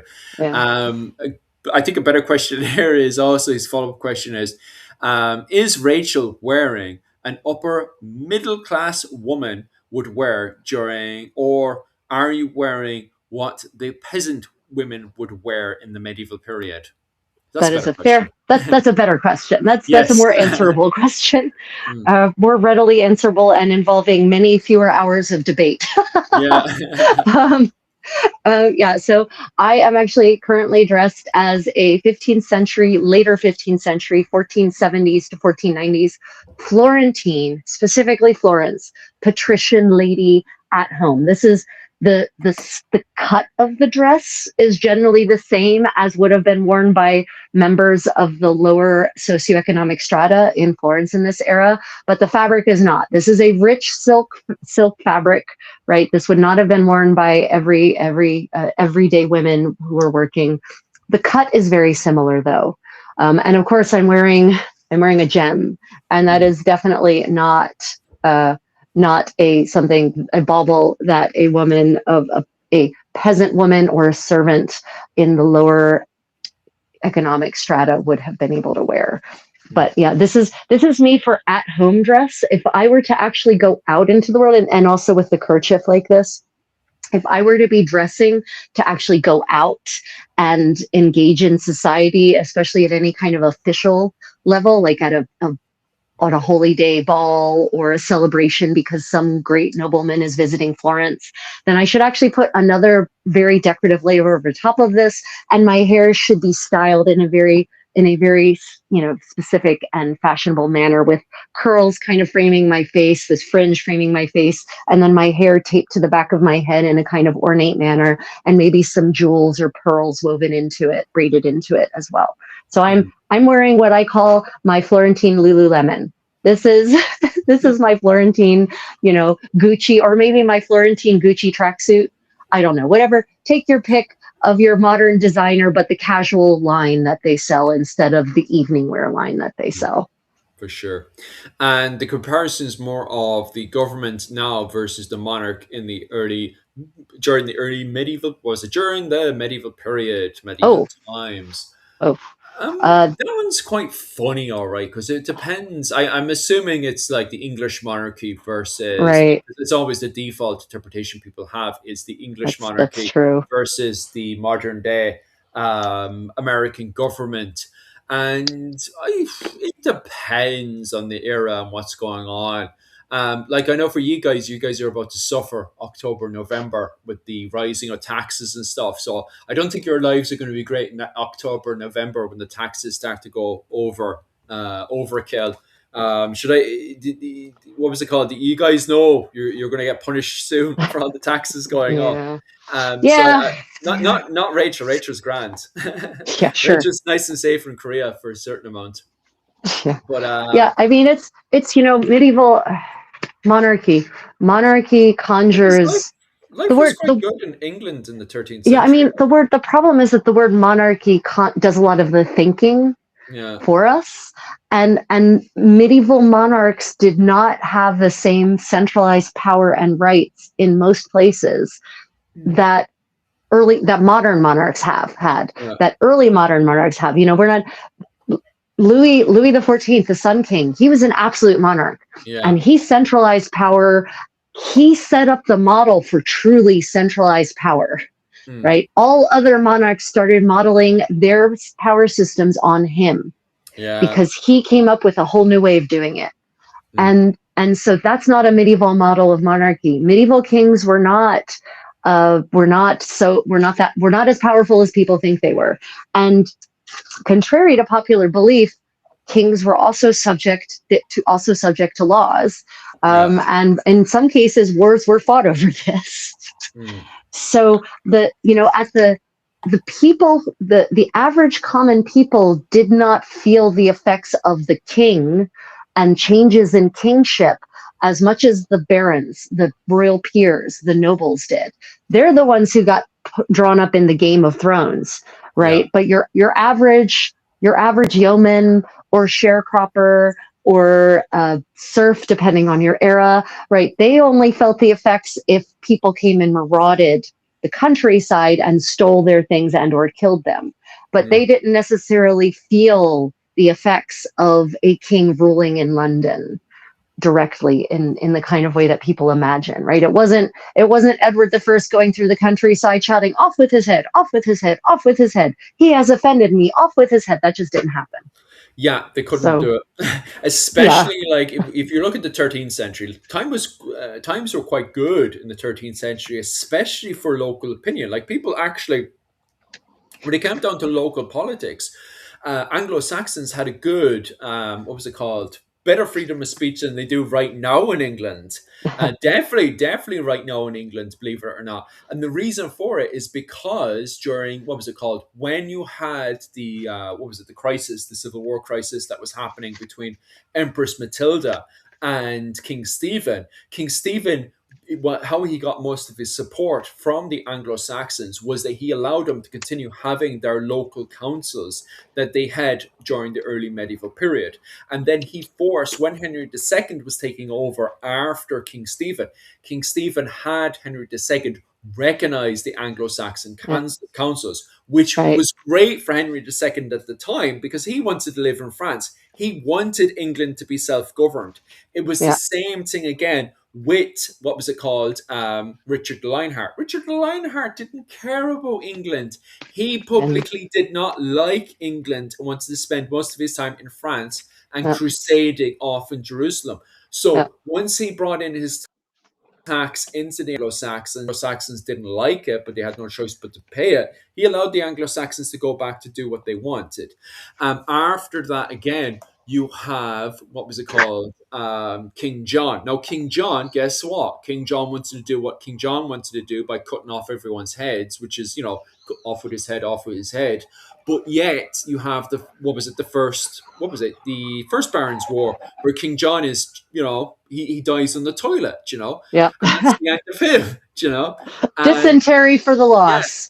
And then you have Henry, what was it, Henry III, who was everybody's puppet, do you know? Yeah, So you're right. Like, it depends what era you're talking about, because throughout the 13th century, until you get up to Edward the First, now the difference with Edward the First is that he was a traditional, he was more like an early medieval warlord than yeah, anything else. It was the case, I'm going to raise a massive military force and start spending the rest of my life marching up and down, smashing everything I can. And if yeah. you disagree with me, I'll kill you in the most horrific way possible in front of But everybody for my own sadism. right, but that's not the he didn't care about what people in the fields were saying or Yeah, doing, right? It was the aristocrats, right? It's the people at the upper echelons who yeah. always were running that risk. So the average Mm. person just didn't feel that effect very much. It's you know But the they did, from of the literature, they didn't care, because the yeah, Irish Parliament was trying to write letters to Edward III, and Edward III was like, "You do whatever you want. I don't care. yeah, I care about France. You yeah, give me a tribute of levy, and I'll let you do whatever you want." Now, yeah, don't get me wrong. His son Lionel of Antwerp does go to Ireland and causes a lot of problems right. until eventually he, is assassinated somewhere. And what was it called? He is the one that brings in the statutes of Kilkenny. Like, he is the one that's so annoyed that the Irish, and even on top of that, you've looked at the statutes of Kilkenny and you've I highlighted that have. actually it's much more complicated than just Lionel of Antwerp just hating on the Irish. Now, did Lionel of Antwerp hate the Irish? Yeah, he probably did. Being the what's it called, little rat that he was. Right, right, right. Yeah. Yeah, I feel like your mileage, as always with the Middle Ages, your mileage will vary. There were systems there were systems of government that gave more people more power in deciding their political fate. There were systems of government, like in Italy. A bunch of cities in Italy in the Middle Ages were still republics, Mm, right? They weren't lordships. They weren't part of a feudal inheritance, right? They were republics, and ostensibly mm, the people were involved in the ruling of those cities and in making the decisions. Of course, invariably, even when you don't have an aristocracy as such, one ends up being created. That seems to always happen no matter what. But, mm, there were laws in place in all of these places that worked to, keep a order and peace and to prevent chaos from just destroying the land and from making the average person's life miserable. mm. So but is it better or worse than the modern world? Well, I mean, I definitely generally prefer the modern world as a woman Oh yeah. because depending on where you are and when you are in medieval Europe, women may or may not actually have rights to decide their own fate, to decide if they get married, to decide if they can join a convent or if they can own property in their own name, right? If they're if an assault upon their person is actually an infringement of the law, Mm. right? There are plenty of places where wife beating was okay as long as you didn't damage her too much. Like Mm. that's what some of these rules say. As long as you don't you know don't leave marks on her face or in certain places, and as long as she's not damaged, then it's okay. Yeah, because you see So that in the Brehon laws. I got the Brehon laws right there. That's the first main source, and it says you can punch and kick your wife all you want as long as you don't do it to the face or anywhere that's visible. As long as you right, don't ruin her status within the community as a clan as a whole. Yeah, beat you knock the snot over all you want. Well, don't actually knock the snot over. More or less punch her in the stomach. Hit yeah, those areas. yeah, And that's what it's telling you to do. So you can't turn around and say, "Oh well, Ireland was all equal rights," when you can turn around and chastise your woman anytime you want, and that's the father and the husband. Once the husband right, then, what was it called, has access to the daughter, he can punch and kick her all he wants as long as it's done behind closed doors, yep, not out in the public. Which is interesting because you do have laws for men as well. Like men, when it comes down to a woman's status, he can't even turn around and say at the pub, it literally says this in the Brehon law, he can't turn around and brag, oh, she likes A, B, and C in the bedroom. If he does that, he could get a divorce. That's taken very, very seriously. Right. Reputation is very Yeah, important, that's the clearly. one. Right. The Yeah. And status of women for Ireland is so important, but he still says you can kick the crap out of her behind closed doors. yep. It's so, and again, 1,000 years of history, not a monolith. Europe as a continent, culturally and politically and culturally, not a monolith. So, there is no, well, in the Middle Ages, it was better, because there's no way I can say for that whole 1,000 years it was better or worse. It was different in most cases. And, we as individuals, I guess, could decide for ourselves, well, in which time would I rather live? All things considered, in which time and place. And I'll be frank, I would still rather live now on the whole. Uh, um, as we have vaccines, we have antibiotics. We have readopted, although in the Middle Ages they had good hygiene, it got lost in the modern era, and then only got readopted in the 20th century, basically. But we have laws that treat men and women as equals. We have laws against wife beating. We have laws against SA. We have and that are enforced, right? So yeah, I would still rather live now as a woman. That's not a question. But are there things about medieval life on the whole that were absolutely better? Yes. Medieval people, I think, definitely had a greater, across Europe, and this I will say was true, had a greater sense of community. They had a greater sense of, we are together in this, we need to support each other. And you can see that by reading, interestingly, the miracles of certain saints, like the miracles of Saint Louis, the holy, the king of Louis XII of France, or Louis X of France, who is eventually sainted. And so as part of his canonization process, they interviewed a whole bunch of his contemporaries, of people who lived while he was still alive, and their experiences, or who lived while he was alive, but then after he died and he was sort of being treated like a saint, even though he wasn't a saint yet, they talk about the miracles that were performed by going to his tomb. And these are everyday people. I mean, people on the absolute bottom of society were being interviewed for this. So we actually have the voices of poor people, of beggars, of homeless people, talking about the miracles that they experienced at the hands of Saint Louis. And, we get a sense from the way they talk about their interactions with the other members of their community, that their communities were looking out for them. There's one story in which this poor, and I mean poor in the economic sense of that word, this poor woman is homeless, and her neighbor takes her in and lets her live with him. And she goes out to beg for alms, and on muddy days, he insists that she stay home and gives her some money himself, so that she doesn't have to get dirty. I mean, first off, can you imagine just taking in any homeless woman any homeless person from your community, your local community, just letting them live with you free of charge? By the way. And then on muddy days, you give them some money yourself so that they don't have to get dirty. Right? It was in some ways a better time, and in some ways not a better time. Yeah, that's also very true. People are asking, Rachel, what are you doing? And is there any way, I suppose because you're stuck in the middle of that, you can't be moving the camera or anything. People just want to have a better look.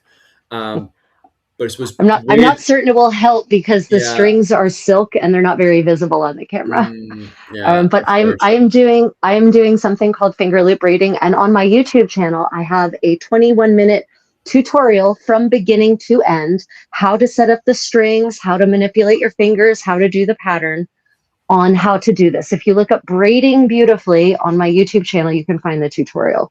I am in essence making laces, like the lace you see here on my dress, exactly like this one, in fact, because in the Middle Ages, across most of Europe, laces were one of the primary ways of closing garments and or holding them together. So you always need laces. Eventually the laces break and you need to make more. So I am making laces for actually Ryan's 15th century condottiero ensemble. So Nice. We start finishing up now because we're on the Yeah. tour. We're Yeah, going on the we are tour mark. approaching the 2 hour mark. Okay, so were there any final other questions that we should address before we ask for final Oh, there was questions? one more thing as well. There was an old law that I saw recently that beating was made illegal at night because it was making too much noise. Oh, that is interesting. What is the source of that, or where and when do you remember a place or a time when that was specific? I mean, Mm, there's a really if you ever want to read body politically incorrect stories from the Middle Ages, then you absolutely have to read Giovanni Boccaccio's Il Decamerone, the Decameron. oh God. And not that Netflix bullshit. That thing on Netflix was not the Decameron. It was not the Decameron. It had nothing to do with the actual Decameron or the stories that are contained within it. It's But very bad stuff. this character that keeps cropping up Mm, in this in these folk tales, mm. because there's at least 3 different stories involving him, and he's a real ass. He is the foil of the jokes, and he doesn't even realize he's the foil of the joke. There's one story in which because he's such a loathsome, horrible individual, his so-called friends, in air quotes again, convince him that he's pregnant. They Lovely. actually they convince him that he's pregnant, and they convince him. They have they hire again air quotes physician to Mm, come and physic him, and they convince him. The physician convinces him to pay a whole lot of money to mm. help rid him of the unwanted pregnancy, and it's an absolutely hysterical story. Along the way, he says when he's diagnosed as being pregnant, he says basically says, "Good Lord, how is this thing going to exit my body?" It's brilliant. Right. So but there's that same asshole. I mean, maybe I forget what his name is off the hand. I remember that Boccaccio describes him as having teeth like the pegs of a gittern because they're so crooked and so huge and so unappealing. Um, but he, at one point in one of the stories, he's actually beating his wife. Oh, lovely. And yeah, lovely, right? And this is the horrible thing. When I say politically incorrect, I meant it. Mm, This is supposed to be a funny story, right? And it just presents that as a buy your way. By the way, this is what's happening. And apparently he does so in such an egregious manner that it does leave marks that are visible. And her family, her brothers come for him. oh, And they beat him to within an inch of his life in this story. mm. And that's also supposed to be funny. Ah, It's it's a different it's a different kind of humor mm. than we find acceptable today. But It's it's you interesting know that it highlights the fact that the brothers are able to go in there and defend the. It's not the fact that she's treated completely like a cow. Oh, we'll right. go beat the cow there. No, the brothers treat her as a human being, and when she Yeah. gets beaten, they find out and they put their own justice in there. That's interesting. It was a very because this is 14th century. This is around the time of the plague, right? So Yeah. the framework of the Decameron is that these 10 aristocrats from Florence try to escape the plague the way a lot of aristocrats did by leaving the city and going to a country estate. One of them has a country estate in Fiesole, which is about Mm, 5 miles from Florence now. And so they go there, and one of the things they do every day to pass the time while they're hoping to not die yeah. is they tell stories. And Mm, every day they tell 10 stories. So 10 days plus 10 stories is 100 stories by the end of the ah, day. So it's a mm, really clever frame for what are, in essence, medieval folk tales. mm, And stories like that give us a really keen insight into daily life of common people, not the great people, because the people they're describing in these stories are often not princes mm. and princesses. They are the fishmonger, they Yeah. are a carpenter, they are a mercer, right? Mm, So it's if you really want to get an idea of into the daily lives, the way people actually interacted in 14th century Italy, check out the Decameron. But I'm mm. just going to warn you, it can be a little hard to read sometimes. Also, there are some upsetting stories with regard to the treatment of Jews. It's Ah, the 14th century in Italy. Sorry. Um, but there are also some fantastic adventure tales, like swashbuckling, fantasy, sorcerers and sorceresses, uh, adventures of daring do, a magic ship carrying the princess away from the court where she's been banished from. Right, there's some really interesting fantasy tales in there as well. So it's a mixed bag. Definitely say so. Jim, yeah, 100%. I used to be like that as a child as well. I used to think kissing is how girls got pregnant as well when I was a young fella.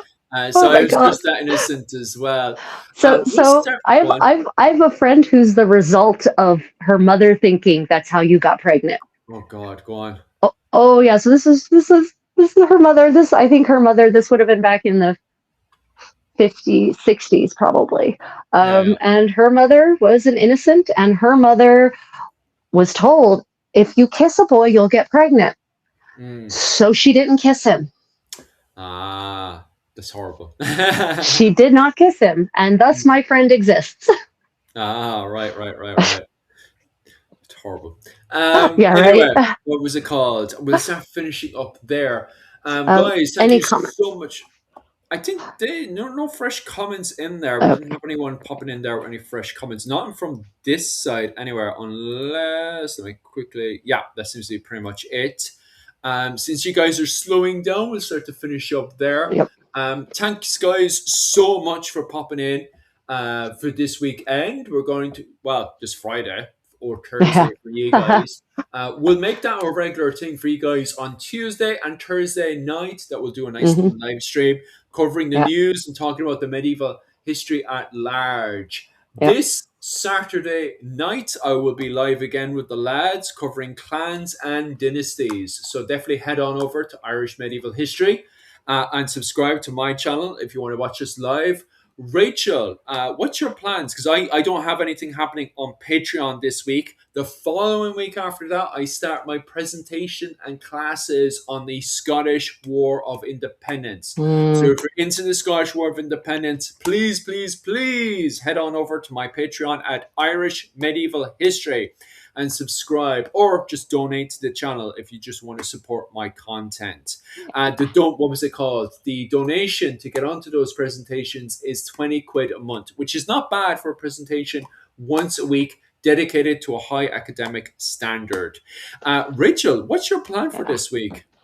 Yeah, tomorrow morning, Asia Seoul Standard Time / Tokyo Standard Time will be medieval story time. Oh, So I will nice. probably be reading one of those inappropriate stories from the Decameron. Mm. So if you'd like to hear a very inappropriate story, but written in an early 17th century Shakespearean style English, because that's the translation from which I'm working, then check that out. And we'll cover a couple of other medieval stories. And of course, as always, when we read the stories together, we then go through, discuss the symbolism, the subtext, the history that underpins the tale. Then on Sunday morning, Asia time, Saturday evening, America's middle of the night, your Africa, I will be doing my medieval cooking party. So we will be Nice. working from an original recipe or recipes, and we will be interpreting the recipe because medieval recipes are not clear. They don't have measurements generally, they don't have timings.